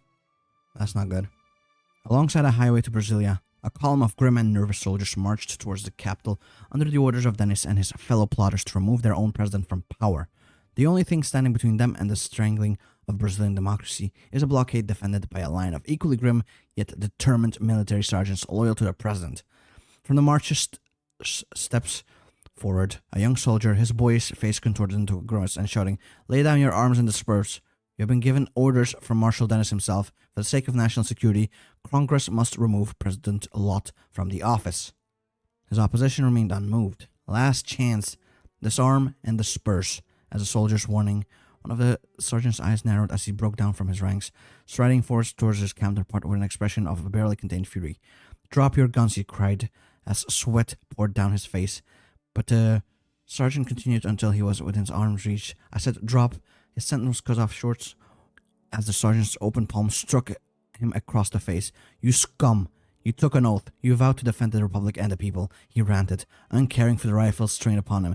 "You promised to protect the people from tyrants, and now you're marching on behalf of one. If any of you have any shred of dignity left in your souls, turn your asses around and go home." For a moment, there was silence. Then, one by one, the marched faces turned shameful, and they turned back. Their wills broken. Similar incidents would follow across the nation. An unmotivated and uncertain pro-coup forces, unwilling to turn their weapons on their comrades in arms, were turned back in the face of a more determined loyalists. The NDC would not sit idly as the coup fell to pieces, and swiftly turned on Dennis, ordering their men to join the loyalists in defense of Lot and arrest the plotters. Marshal Dennis ranted and raved in the face of his failure in the scant few hours of freedom he had left, before being taken and imprisoned by his own men. "Yeah, how dare you, motherfucker. I am the president. I am the one who knocks. The cycle is broken, no more coups. You know what, let's negotiate some more, right? Get some more support in. It's pretty much just a landslide at this point. Need war for unification. Good for them, I guess. Campaign again. There we go. Got some more seats, hopefully. Oh, looming national power crisis. Again. Damn, again? I guess our economy is just growing too much. And the Senate will deliberate. The military has been curb-stomped. Constitutionalist dominance. Perfect. With that, we have cemented democracy in. No more coups 24/7, hopefully. Maybe. We'll see. My dude has a head. Look at how smug he is. The victory of the Lot Act. Operation Tucson and its linchpin, the Lot Act, was a plan to remove once and for all the threat of untoward military intervention in our Brazilian democratic order. It aimed to depoliticize the army forces and teach soldiers, airmen, and sailors to understand once and for all that they are merely citizens in uniform, nothing more, nothing less, and it had succeeded. Thank God, hell, thank his mother too. It had succeeded. Brazil was free from military threats. President Lot celebrated the success of his passion project by drinking some champagne in the presence of a prominent constitutionalist in the Brazilian military, many of whom were flushed with joy and hope, as they might well be. Lot made a small speech. "We have managed, gentlemen, to ensure that the Brazilian military is first and foremost a defender of democracy. We've at last succeeded in showing Costa e Silva and the other elitists their place. Gentlemen, I congratulate you and salute your efforts." A weight has been shifted or taken off of his shoulder, I guess. Oh, it can also decrease their momentum. Nice. Increase my momentum, decrease their momentum. That should hopefully become a state for us. Damn, look at all that red. What the hell? Decrease momentum in here. Right now, we mostly need to destroy the reds. Campaign myself in here. 2 extra seats. It's scary how much red there is everywhere, huh? Let's increase momentum in here. You know what? Let's lower the budget a little bit, eh? It's gonna take a little bit longer, but that's okay. We are winning, actually. What the hell? Nice. Surprised. Oh, something new is happening. It was already a long and tumultuous day for Enrique Teixeira Lot. After all, being the leader of Brazil was no easy task, but it seemed that he must now shift his worries outside the land of order and progress. Just as he entered his office in the Planalto, He was met with generals from all over the country, from the Amazonian jungle to the Rio Grande's pampas. On his table there were at least 10 different maps of Colombia, each differ only in the most minute details. Good evening, Mr. President. I hope your day has been tranquil. Please have a seat. Let's get on with this already, shall we? As you may know from the news, the illusions of peace in Colombia is about to come to an end. Capitão Salcedo's forces have been engaged in heavy combat in the central government for the last few days, and it's only going to get worse with each bullet that leaves their guns. With the collapse of the 1957 ceasefire imminent, it's crucial that we increase our involvement in the conflict and ensure that the victor will be amenable to our interests. I must recommend that we support the Revolutionary Union. Those Vargists all buddy with the communist bandits? Give me a break, one of our generals protested. We shouldn't be helping out their lot. Their only goal is to be the ones doing the looting. If anyone's going to help us, it's the government in Bogota. They've been a bastion of anti-communism and stability ever since the war started. If it weren't for those, I've forgotten what Gaitan meant to this damn continent. He may have been a socialist, but he fought for unity in the Americas and democracy. Now his dream is under attack by the very fascists he was warning us of. We should be promoting democratic governance around this continent, not tin-pot dictators. Who is worthy of support? Yeah, I want to know. We will support the Colombian Revolutionary Union. Damn. Okay. So this is the guy that will have to support, huh? They're not fully aligned with what we want, but hey, that's okay. The war hasn't kicked off though. Not yet. Green? What the hell is green supposed to be? I have no idea. Pakistan wins the independent. Okay. Damn. Good for them, I guess. There we go. We will prepare for our transition into democracy. Well, into permanent democracy, rather. Let's get some momentum in here. Let's also look at the Senate again. More seats for us. Perfect. I think we've pretty much won the election, right? We're just not quite aware yet. Our president reflects on everything that happened before, and he steps down as being a president and, goes back to the military life. It's pretty much set on Aldemar being our president, right? He almost has half the votes. We'll get a lot of seats right now as well. There we go, more seats. In just a couple of days, I think the elections will be finally over. Everyone drank quite heavily, especially Ademar. My friends, give me a minute. I want to celebrate this victory with a toast. No. I want to stand on the table. I won't fall. Trust me. Give me a minute to get up. Okay, a toast. A toast to my victory. A toast to our future success. A toast to Brazil. I'm fine. I got up. I can't get down. This is not gonna end well. Brazil is fucked. Mr. De Barros, a call just came in asking for you. They said it was about the election? Ademar chuckled. Has my lead widened even more? Okay, my friends, I have to take a call, presidential business and all that. This is Ademar. What news do you have for me? My victory is guaranteed? Well, that's great. I don't think that's a reason to... Wait, what? What do you mean, Laudo lost? How the hell did he lose if I won? Who's ahead? Edna Lot won? Was it close? It doesn't matter if it was close. He still lost. Paul had us ahead by more than 5 points. I won. How the hell did he lose? We have to find a new place for him in the cabinet or something. I don't know. Just try and figure out how the hell he lost. Maybe we didn't bribe enough people. Yeah, I think we made a wrong decision. As the Lot presidency came to an end, the former president, Marshal Enrique Teixeira Lot, and the PSD of his former second-in-command, Quadros of the PTN, came together once again for a cordial meeting of a sort that had become more and more common as the years went on. They sat down and broke out a few drinks, but not too many, as Lot very much liked to remain sober. They talked about the things that had gone well and things that had not gone well. There were disagreements here and there, but not the kind that had punctuated their interactions before 1962. In fact, the two found that despite their different backgrounds and political ideologies, they agreed on no small number of things.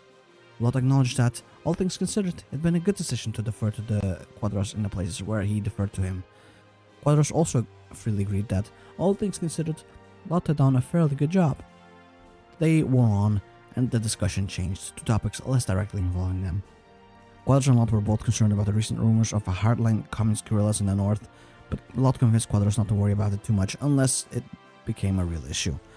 After a while, spent just engaging in small talk asking after each other's families and whatnot, and exchanging jokes back and forth. The two realized that with a start that the sky was red and the sun was low in the sky. So the former president and his second-in-command shook hands and parted ways in some haste, but not before hammering out ways to keep in touch. And thus, Lot and Quadros parted as friends. How cute. Now we have to deal with like a drunkard bribing boy, because I accidentally clicked on him. Whoops. Oh well, we'll see it through. Mostly because I don't have a save game for before this. I'm not planning on doing this whole recording session all over again. Brazil voted. Okay, there you go. 5 extra seats for the PSP. It's not a massive amount, but hey, 11? It's not bad. A drunken failure, so Quadros has lost. Yeah, I know, man. I didn't choose you. Well, I didn't choose anyone. But I was like, I'm not going to reload when I accidentally misclicked. Because I was like, you know what? I don't want Quadros. He's a drunkard a little bit. And a bit of a bumbling buffoon. Azad is triumphant. Okay, so I guess they'll join, Yep. The co-prosperity sphere has grown once more. So you are the one that defeated Natal. President-elect Ademar beamed at his new vice president. Edna Lot merely offered her hand with regal manners. Shaking her hand, Ademar observed this woman would against all odds climb to the vice presidency. In history's oddly sardonic sense of humor, where her father had led a right-wing vice president opposed to his presidency, Edna Lot now seemed to poised to stand on the president's left, a rising star of the PTB. Uncomfortable, a replacement to Vice President Natal's pliable ways. You have the charisma of your father, always lacked, Senora Lot, and you have the confidence and populism this country's conservative could never attain. I do not wish to play games with you, Mr. President. You make a mockery of poor Brazilians' issues. You give them trinkets where deep reforms are required, and I fully intend to use my office to monitor your work. Assuming your claims of seeking to help poor workers are not total rubbish, you may find ground for cooperation. Until then, you must forgive me for not being eager to share an office term with you, Mr. President. I would not begrudge you a similar iteration. Ademar refrained from smiling, lest he aggravate his vice president any further. She had her father's stubborn honesty, enhanced by a woman's wiles. The cohabitation would be uncomfortable, yet how much more entertaining. Ask the Lord to keep my enemies as close as possible. And there they are. Well, I think we'll be following more of the Lot's path. We'll see how it goes, right? Democracy has been saved, and our president is about to retire to a hut forever. Well, I don't know for forever, but we get a new one. National populists, I think, sort of? Not quite, but the seemingly corrupt guy. So when's that, oh, there we go. No, not quite. Hopefully we'll get our leader soon. Oh, if we elected a clown president, yeah, that's my bad. Whoops. I should have probably picked someone else. But it was an accident, and I was too lazy to actually reload and read properly. Now we have to sit on paternalism, of all things. How are things going then, Edna? Oh, pretty good, Dad. I've been getting used to the way things work. Django's been showing me the ropes, and I've been in touch with some credo here and there. Wait, I've already had this event, from one lot to another. In 1.5 years, you know what? In 1.5 years, our nuclear program will be done. That's fine. Sao Paulo, he'd missed a place. Ademar had kept the local office throughout his presidential race. Now that the prize was his, however, it was time to close shop and move to Brasilia. The safe had been moved, the money partially cycled through a few fronts before accompanying him to the capital. Files of blackmail and intel had been read by him. The still useful stuff would be kept in a safe house and the rest would be burned. Alright, to Brasilia we go. Our capital. Enrique Lot sat at their desk in the presidential office, with the Minister of Finance sat across them. They hardly had time to move into their new office and recover from the campaigning of the presidential elections. With documents, bits of furniture, and even personal effects of both the incoming and outgoing governments lay around the office, that had a note through from the Ministry of Finance's Economic Development Office concerning last year's economic goal. Ambitious. Exceedingly. But regardless of whether or not they managed to meet them or not, previous administrations have laid down the gauntlet in that respect. The voters will not accept failure. Oh no, the hardliners are growing in influence. Enrique Lot becomes a field marshal. You know what? Yeah. Put him in charge of my glorious army. Heavy rains are coming to Rio, the machine exclaimed through the static, barely half a year old. Rebe Globo was experimenting with his programming. Hopefully audiences like the new weather segment. They tried to keep the tone light. New Year's is looking to be quite wet. Trust me, soon you can don your swimsuits and enjoy some cocktails on the beach. Ooh, my military is unquestionably loyal now. They're a little bit corrupt. Oh no, natural disaster, that's not great. The bull triumphs and so corruption modifiers, no. After all that we've done, I really should have been more careful with that, but that's okay. We will deal with the consequences. Aldemar is currently dominant. I do want a lot to win, though. There's a thing. And 2/3 of the Amazonian project is completed. Nice. We're slowing down less than 1% a month now. We might have nukes before we have a railway. I will let Edna in. In fact, give her more influence and meet people together. The relationship is currently satisfactory. Communists? I don't think so. Sir, get up. There's this grave news. Mumbling and still somewhat intoxicated, Ademar was escorted into a stateroom that had the looks of being converted into a crisis response center. A stiff coffee was handed to him by Laudel Natel, his chief of staff, while Barreto, his hand shaking, poured the president a glass of water to follow. No wonder those poor bastards are shuddering, Ademar thought, as Geisel walked into the room. The weight of this post, it's making itself felt. God, I'm afraid. His thoughts were cut off by Geisel turning on the radio. This is Radio Verde Oliva. We transmitted the following civilian reports from Guanabara. Flash floods have confirmed throughout the state, resulting in mass landslides. Hundreds are confirmed dead, thousands are missing, and displacements are in the tens of thousands. What's to be done then? We move at once. Whether Lacerda or whatever cronies in charge consents or not, Guanabara is to receive federal aid. Deploy the armed forces to provide temporary housing for the displaced and bury the dead. See it done at once. Due to the election of Ademar Barre, our loyalties in Colombia have changed. We will now support the National Front. Whoops. The bull and his throne. Yeah. And Edna's influence grows. I don't mind at all. If she wins, she wins. Healthcare bill will be introduced. An offer you cannot refuse. The Organization of American States has watched the situation in Guyana occurring with concern. We had already received concerns from representatives of the PSG, but this recent unrest has proved the need for quick action. Effective immediately, the OAS will extend an invitation to the Brazilian government to collaborate in the establishment of a Guyanese independence referendum. If you decline, you will be considered a pariah in the South America. That was the unstated part. We look forward to the newly elected president's response and hope for a fruitful working relationships. With a referendum being held over the Brazilian integration of Guyana, a new diplomatic crisis has begun. It can be found in the global. Okay.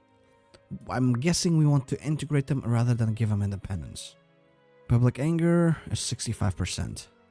Do we have a limit on how many actions I can take? I don't think so. Oh, no, I do. What the fuck? It doesn't say. Mueller has switched parties from the PSD to PSP. Okay, if you say so. We will let in Edna, though. Current legacy is forgettable. What is this, though? What is all of this? I guess I'll need to slow down time soon. The Colombian War hasn't, popped off yet, so we can currently just ignore it.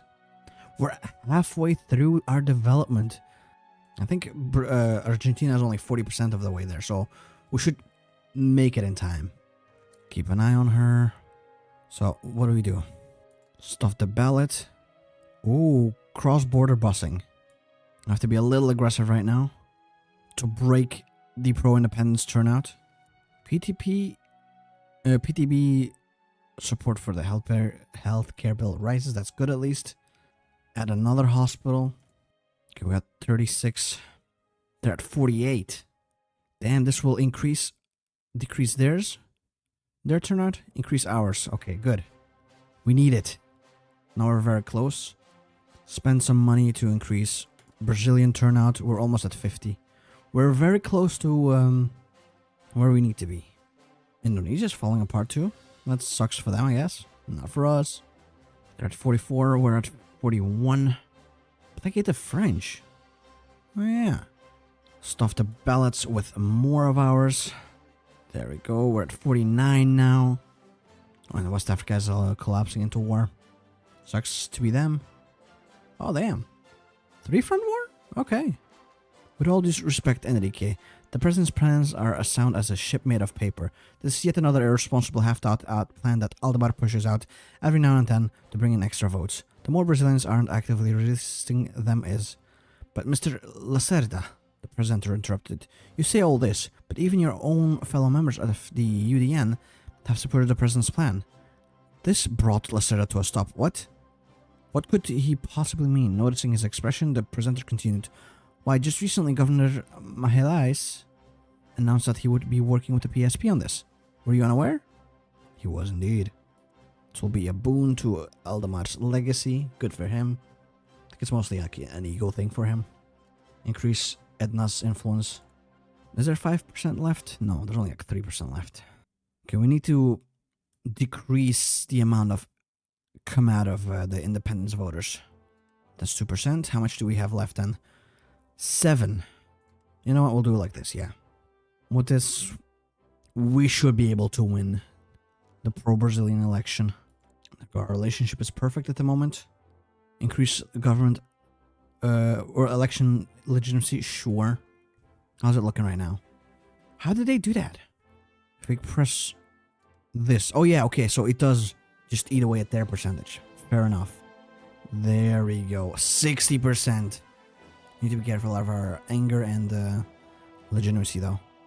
Brazilian businesses must be supported. Yeah. UDN lowers their support for our bill. What's it looking like right now? Could be better, I'll tell you that much. I'll do this again and then try to deal with the anger. The crow squawks in vain. If passed, healthcare policy will be switched to free universal healthcare. Alright. Let's convince everyone. Most is moderately industrialized at this point. Nice. Although mechanization rate in here could be increased. I'm kind of stuck. Let's also placate the French. Get some more radio.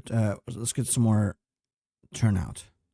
Or decrease turnout for the pro-independence movements. It's kind of a little bit short. They could technically get to what they need. No, while we kept the legitimacy high enough and the pro-Brazilian option won the referendum, the people of Guyana have seen through our facade and chaos they have caused complicates the future of Guyana. It's not good. Damn it, the Healthcare Act fails. I tell you, Barreto, it's your fault the bill failed and nothing you tell me will convince me otherwise.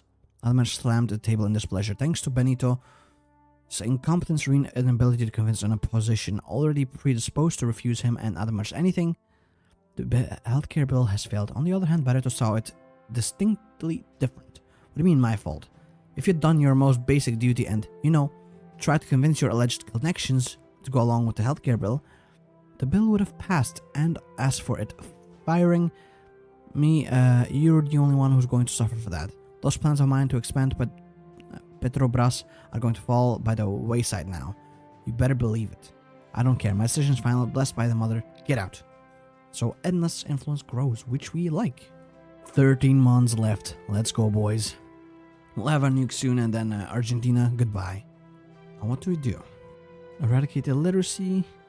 Let's increase our nuclear program maybe, huh? I want to get that done as soon as humanly possible. Let's try and get that uranium in as soon as possible, huh? Offense gives East Africa its independence. Okay. How about the other two? Not yet. Let's get the monthly speed increased by 0.5%. That's a lot. Might shave off a month or so. Rafael Franco took a deep breath as the cameras flashed in front of him. This was a culmination of everything he had worked for since 1937, ever since that snake Paiva and his liberal stooges betrayed the nation and derailed his revolution. It only brought ruin to Paraguay in the form of Mourinho, M-word. But now that he was back to heal his people's wounds and nurse Paraguay back to health, Franco gripped his microphone tightly to stop his hands from shaking. Colorado's regime has been defeated. The Paraguayan people, with their courage and sacrifice, have overthrown the fascist tyranny which have engulfed us for far too long. It's my duty to bring Paraguay back to greatness. which the Colorados have squandered in their service to the Argentinians. However, we have not come this far merely to trade one overload for another. The so-called Fulna alliance was never truly the vehicle of power rule, merely that of internationalist communists who would destroy our nation's pride and resolve. He's trying to derail Paraguay away from us. I think he would have at least prepared a decent spread up here. It's not every day that the Vice President visits. Edna Lott, fresh off the plane from Northeast, relaxed in a chair in her office for only a moment before immediately snapping back into actions. No, don't worry, you did a good job with the communication. Just incompetence. Well, Anna, how was the home front? I'll need to report for the 4 o'clock meeting with that. My apologies, ma'am. His office just called a few minutes ago. The meeting is rescheduled. They didn't get a replacement date. Exasperations. You could never separate that man and his power plays. Actually, ma'am, we've just received an updated schedule for the major upcoming meetings. It seems that all the previous meetings we had been booked with the presidents have been restructured. We have no scheduled meetings with him or the senior cabinet members for the next 3 weeks, effectively the whole month. It also seems that his general schedule is fully booked, every opening and every cabinet meeting. Oh, I think Colombia's finally starting to move. Who was it that we supported? Deploy Brazilian forces. Send stuff. Can send 2 dudes in. I think I will. With 1 air wing. Not too bad. We'll use this air wing in fact to send them in. There we go. We even have helicopter divisions. Kind of ass helicopter divisions. But helicopter divisions nonetheless. Let's deepen ties with definitely not Germany. Let's ask the US. Although I feel like they'll probably deny us. I cannot deny. I cannot cancel. Never mind. That New Granada is just already falling apart. That's good at least. Notification of the embargo against the pact. I mean, people have already voted for it, so I'll just leave it be. We have enough to lift the embargo already. Heavily industrialized. Okay, damn. And we're a fourth of the way there towards completing the railway. That's good. Or highway, rather. Oh, my boys have arrived. Let's see if we can crush the enemy. The Americans refused to, of course. Does it get cancelled then? I should have known. Yep, it gets cancelled. Ask for Australia. Oh, we actually did it. Whoops. Nice. I love reinforced memes. Can never get enough of that. They're at 50%. We are at 75 almost. Come push them out. I think they will definitely win. My preferred party. Australia refuses to help us as well? Are you kidding me? I guess we'll have to get help from Germany then. If they don't refuse us. That's a very real possibility. They might as well. Come on, finish off the enemy, please. Americans are also in here. How dare you? Yep, they all refuse to help us. Great. Then maybe let's deal with the illiteracy, eh? There we go. Is this gonna be it? I mean, the enemy is almost dead, right? Come on, kill him. There we go. Tensions decrease by 10. That's good, actually. Still on a dangerous side, but look at that. Now Colombia is also pro us. Monthly literacy decreases, of course. Okay, so yeah, we need to find some help. This is gonna be difficult to pass through. Should have paid better attention. It's impossible. Looks like it will fail. We proceed. Objections be damned. Yes. Limit adult illiteracy rather. Edna's influence with this will grow even further. It's currently like in the middle. We're closing in on the score of Argentina. The only thing that we lack is economically. Because our economy is way worse than theirs, I'm guessing. Can you see how... What's your GDP, brother? Well, GDP per capita is way better. Edna is currently dominant. There we go. Good. Let's go with Edna's ideas as well to expand curriculum systems. Maintain high standards. We just want her to become completely dominant. Tensions have cooled. Did we get back? Yeah, 58. That's great. I mean, they better cool because we have nukes soon. Just saying. 80% of the way there, the highway. It's good. Can't wait to touch it. Perhaps lifting the Japanese immigration ban may be in the cards in the future. Sure. I don't mind. Subcontinental crisis goes further. I guess the crisis between these two, right? We'll see how that goes. Oh, the cruel disaster. Surrender or we will shoot you, he said behind hanging up. Okay, so we have a little bit of a crisis on our hand. Let's push this through. Hopefully we can pass a reform for once. Almost. Still, it's way too close. Okay, just one more. There we go, that was enough. With one vote we passed through. Our legacy is still forgettable. How much do we have to put in there money-wise before something happens? Oh, we're constantly trying to stuff the... No, I don't want to stuff the slush fund. Oh, I have no choice. Because of how garbage our president is. No wonder our inflation's back up again. He's printing money and stuffing it into his own pockets. 2 more months and we have our nukes. This will greatly contribute to my legacy. Okay, good at least. Let's go and fix our economy at least, right? Increase mechanization. This has got to be almost done, right? 15% left. And in 16 months, I think we should be able to get to the end. That's good. 1 month left on our nukes. We have a middling legacy now, so that's better. Nuclear weapons finished. Look at all the technology that we've gotten. Now what? Brazil has finally cracked the atom. Nice. Now what? Can we nuke Argentina for good measure? No, apparently that would be rude. Oh, we can decrease tensions even further in here. That's actually good. Because we are still at tense. We can go to unsteady at that point. Our offer of friendship has been accepted from the Paraguay. Let's try it. Let's get Paraguay to hopefully be our BFF. No, Chilean government collapses. That's not good. Well, they're currently still mostly pro-me. It's about Paraguay, sir. Do you think we can save Itiapu? Costa, what about Para? Very probably, but you must act before Argentina. Alright. Where can I see the negotiations? Paraguay. I don't see any. Oh, we have not finished the negotiations yet. Okay. Fair enough. This is also heavily industrialized, finally. Urbanization is full. Mechanization in here needs to be increased. And how about 97 still? Okay. Still got a work cut out for us. Let's do 50-50 with the Paraguayans, eh? I don't want the eagle. Let's go with the Americans. We're going to keep it all. Let's see if they'll accept us. If we keep all of the dam's energy. Manaus is officially completed. Connected to the highway, gentlemen. Cheers. Oh, it's gonna slow down by 3%. It's not good. Give them what they want. Yeah, we want Paraguay to be our BFFs, man. Mechanization rate increases. Good. Kind of like how Edna's influence increases constantly as well. We'll get Japanese trains. Nice. Connecting Sao Paulo and Rio. That's very good. Due to our success in negotiations with the Paraguayan government, they have left our rival sphere. This is a major victory in the South American Cold War. Nice.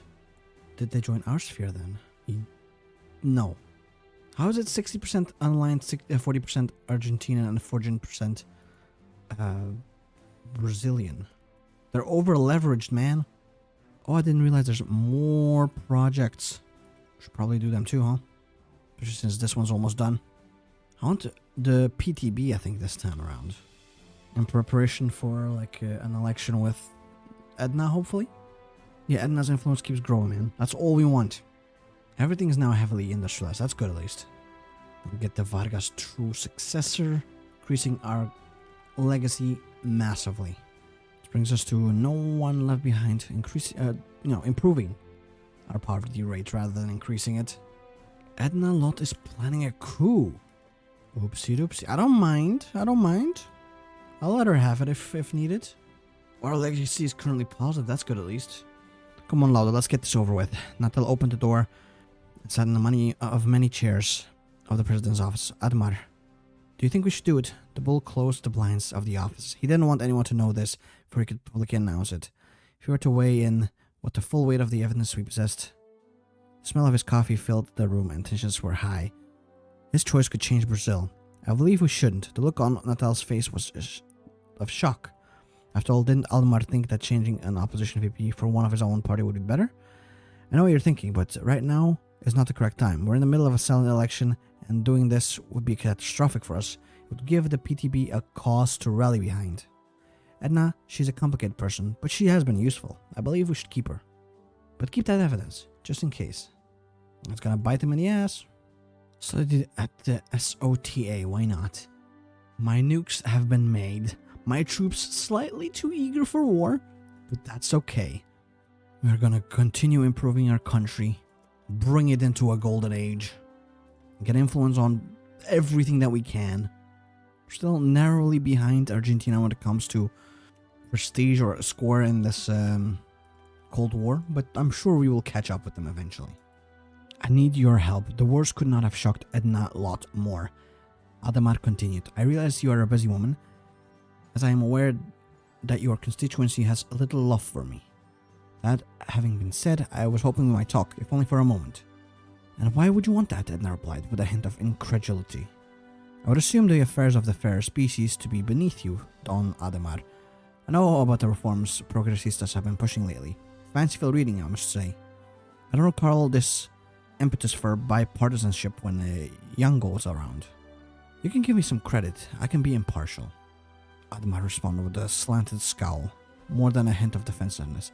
Neither of us have to make assurances as if we were lawyers, and besides, the reforms within our platform dovetail with your own. The same ones Django himself supported, if I recall correctly. You would be correct, so I suppose this isn't the only instance of you bucking the trend. You surprised me, Presidente.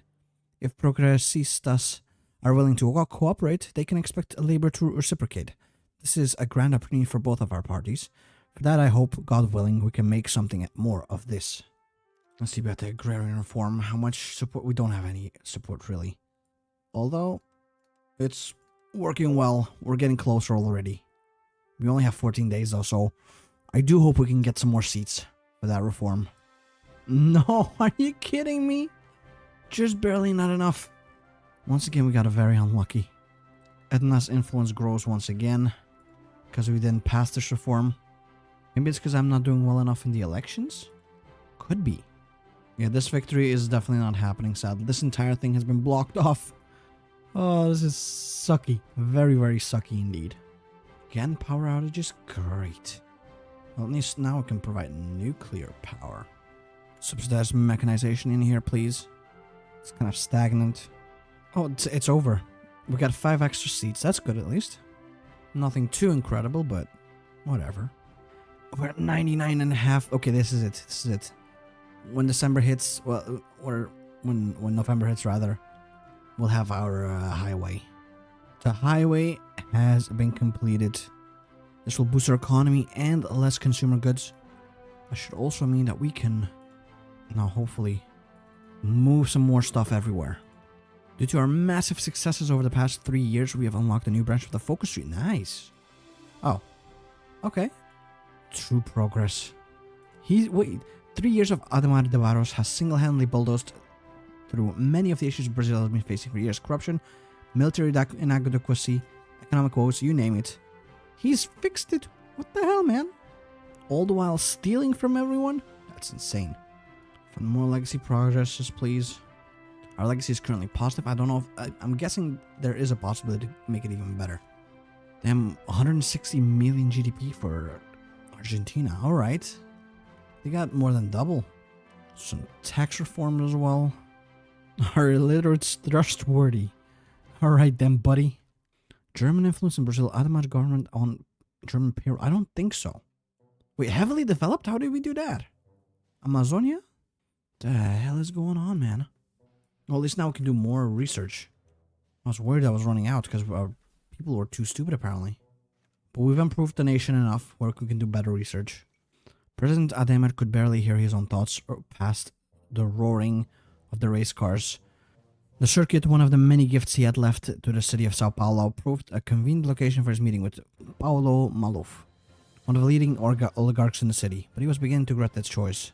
You must understand, Mr. Maluf, it's all under control, he yelled, his throat hoarse.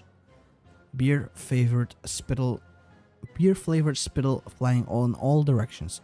He could only count on loyalty from the oligarchs. They favored the status quo over whatever the malcontents were offering up. But in times of crisis, it was useful for the king to dissent from his throne. Do worry, Mr. Paulo stands you. Ademar could only hear snippets of Paulo's words.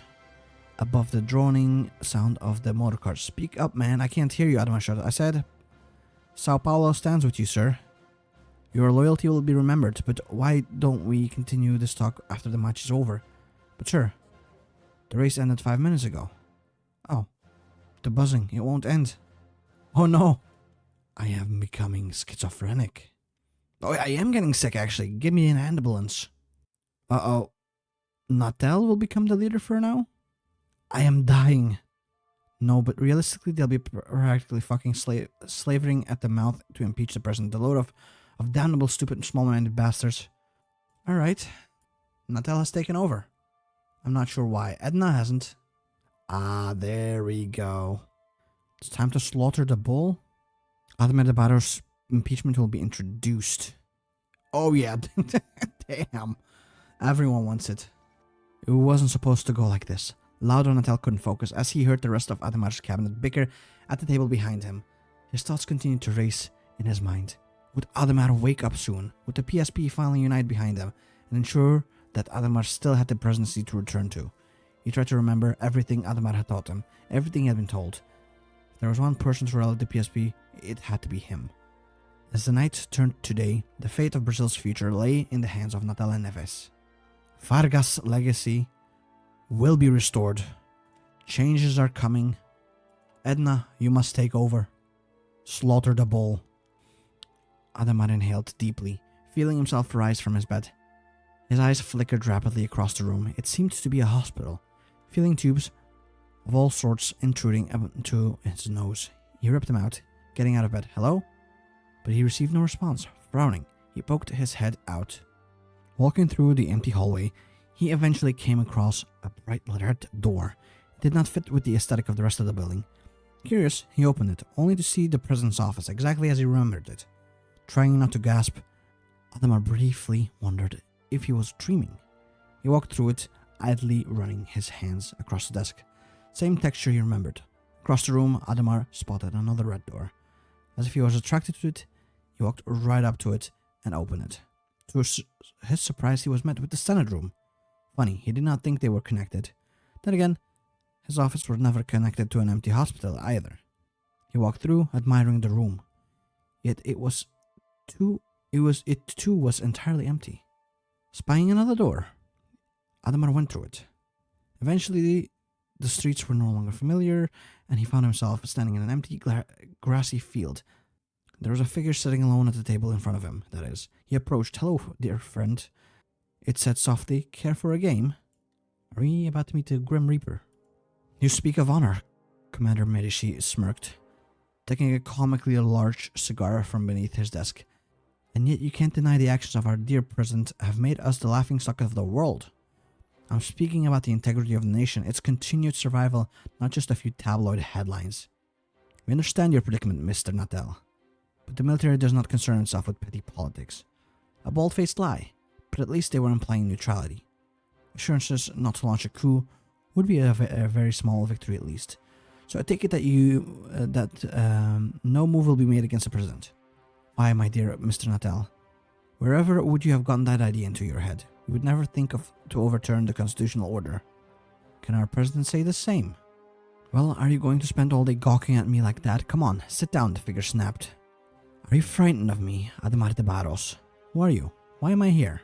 Well, isn't that the question of the hour, I suppose? You all have the names for me. I've been called Anubis, Thanatos, the Pale White Horseman, the Reaper, but I suppose to you, I would be known as Katureu? What do you want from me? Why have you come to take me? No, well, not yet. At least I'm on a very busy schedule, but I've decided to give you the benefit of the doubt. So I will be playing a game of truco with you. If you win, I will allow you to continue living. If not, alright, we accept. Impeachment hearings have commenced. He's gonna get impeached. Look at this. No, let's get the UEN involved with us. Good. May the best man win. But this is truco after all. We need other players, no? Indeed. Finally found a deal you couldn't swindle your way out of, eh, Adamar? Janio Quadros. If it isn't your old friend, Adamar. Not in Sao Paulo anymore, are we? I wonder how different things would have gone if Quadros here won that race for governorships. Perhaps you wouldn't be here right now, Now, we're not here to judge, are we? Alright, time to play. I salute you, Mr. President. The voice coming from the fog caught Audemars by surprise. It belonged to Admiral Alvaro, his nuclear assistant. I must be frank, of all presidents I was forced to salute, you are the only one who deserves it. Really. You did what not even Vargas nor Lot could. You secured Brazil's place at the top of the world. You, my friend, you did the job of every responsible leader. You worked for our future, and for this I'm deeply thankful. You're a great man, Mr. President. Okay. Well, isn't that sweet? A man who puts his nation above all else, even if it means giving more reasons for his neighbors to destroy him, when peace ceases to exist. Before we begin our next game, please tell me, was it worth condemning your nation and millions of lives in a suicidal nuclear pact in exchange for global prestige, to be respected and feared by your allies and enemies? UDN also supports us even more now. It's over, man. It's over. Delegalize the PSP. Oh, we're gonna ban him. Hopefully that means we can remove the stuff, the slush fund. Edna becomes the leader of the Progressive Party. Ooh. Return to normality. Right, these productions are getting along slowly. Actually, this one needs more. All the mega projects except for... No. I want to keep them going, man. I like the mega projects. So these two would be cancelled then. I don't like that. I don't like that at all. Yeah, and I forgot. We can... Yeah, we're counting our pennies. Okay, that we're finally fixing our inflation slightly. Oh, man. That sucks.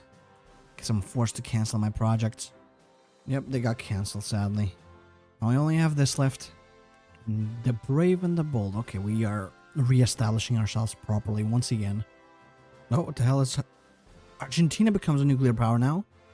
Well, now we're both nuclear powers. How cute. Our poverty rate will improve slowly as well. Oh, Burgundy falls apart. Whoopsie doopsie. Campaign for Edna, of course. That is who will win.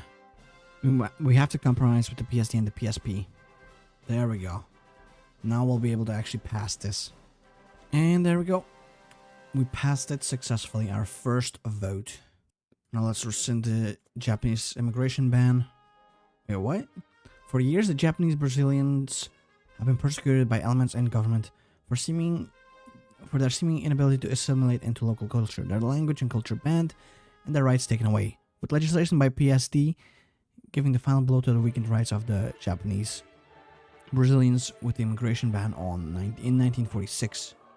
Or so they thought. Why is it? Oh. Okay, we need even more dudes. Okay. Well, there we go. I will pass this, goddammit. Get better industrial tech, but more importantly, we passed it. Japanese immigration is no longer banned. Oh, and they're invading Burgundy. Nice. From both sides. It's a German classic, that one. Wait, why is this back? His slush fund's still here. Let's make like a bunch of extra units just to scare off the Argentinians, maybe. Increase my military score compared to theirs. There we go. Burgundy's gone. And they gave some land to the French as well. Even Wallonia? Alright, I guess. The voting law reform, let's do that as well. Liberty for all, let's put it to the vote. Oblige the UDN, accept the... Do we oblige them really? It depends on what happens after this is gone. If I can get more PSD votes, I will not just oblige them. Oh yeah, there we go. We're not their puppets. See? Fixed it. Increases our GDP by 50 million. PSP rises slightly. What the? Are they even allowed to be in here? Let's get rid of the corruption of Aldemar. Okay, mechanized will improve in here. This means that this will be to the max, right? Together with Papa. Let's go. Wait, what? What does this mean? Have we taken over because of this? Victory levels. Yeah, we're narrowly ahead. I knew it. I knew it. We're like 6 points ahead. That's it. If only our economy was better. And now we wait for the election to be over. There we go. I think we have won the election. Did we finish our focus tree? We might have a new one, considering the oil crisis is about to hit. Hello? This is Edna? Is this Edna? Yes, Ulysses. It is. I know we last talked a few hours ago, but I want to congratulate you on winning the last election. Only a few people have been vice president, but none have deserved the post as much as you. Why, thank you. But it would be wrong for me not to congratulate you as well, he replied curtly. Not many other people can boast to ascending this high, especially among those of your gender. the Acolyte War, but only slightly. She was used to far worse from close political allies.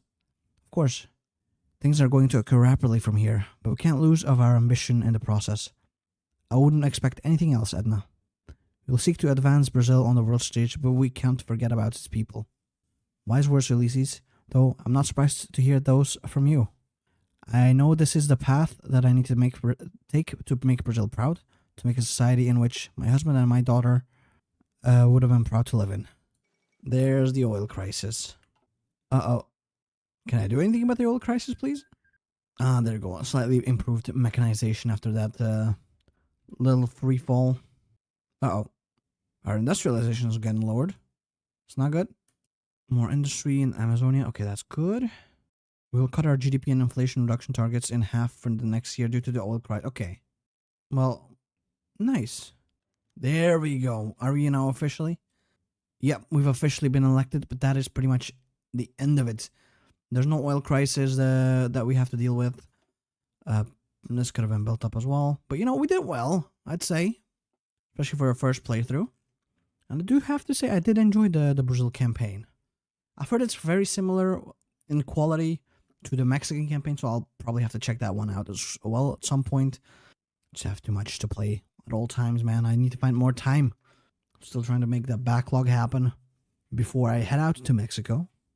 But yeah, that is pretty much it for this campaign. I do hope you've enjoyed it. Make sure to leave a like, comment, and subscribe if you did. Hopefully I'll see you next time, and hopefully you have a nice day. Bye-bye.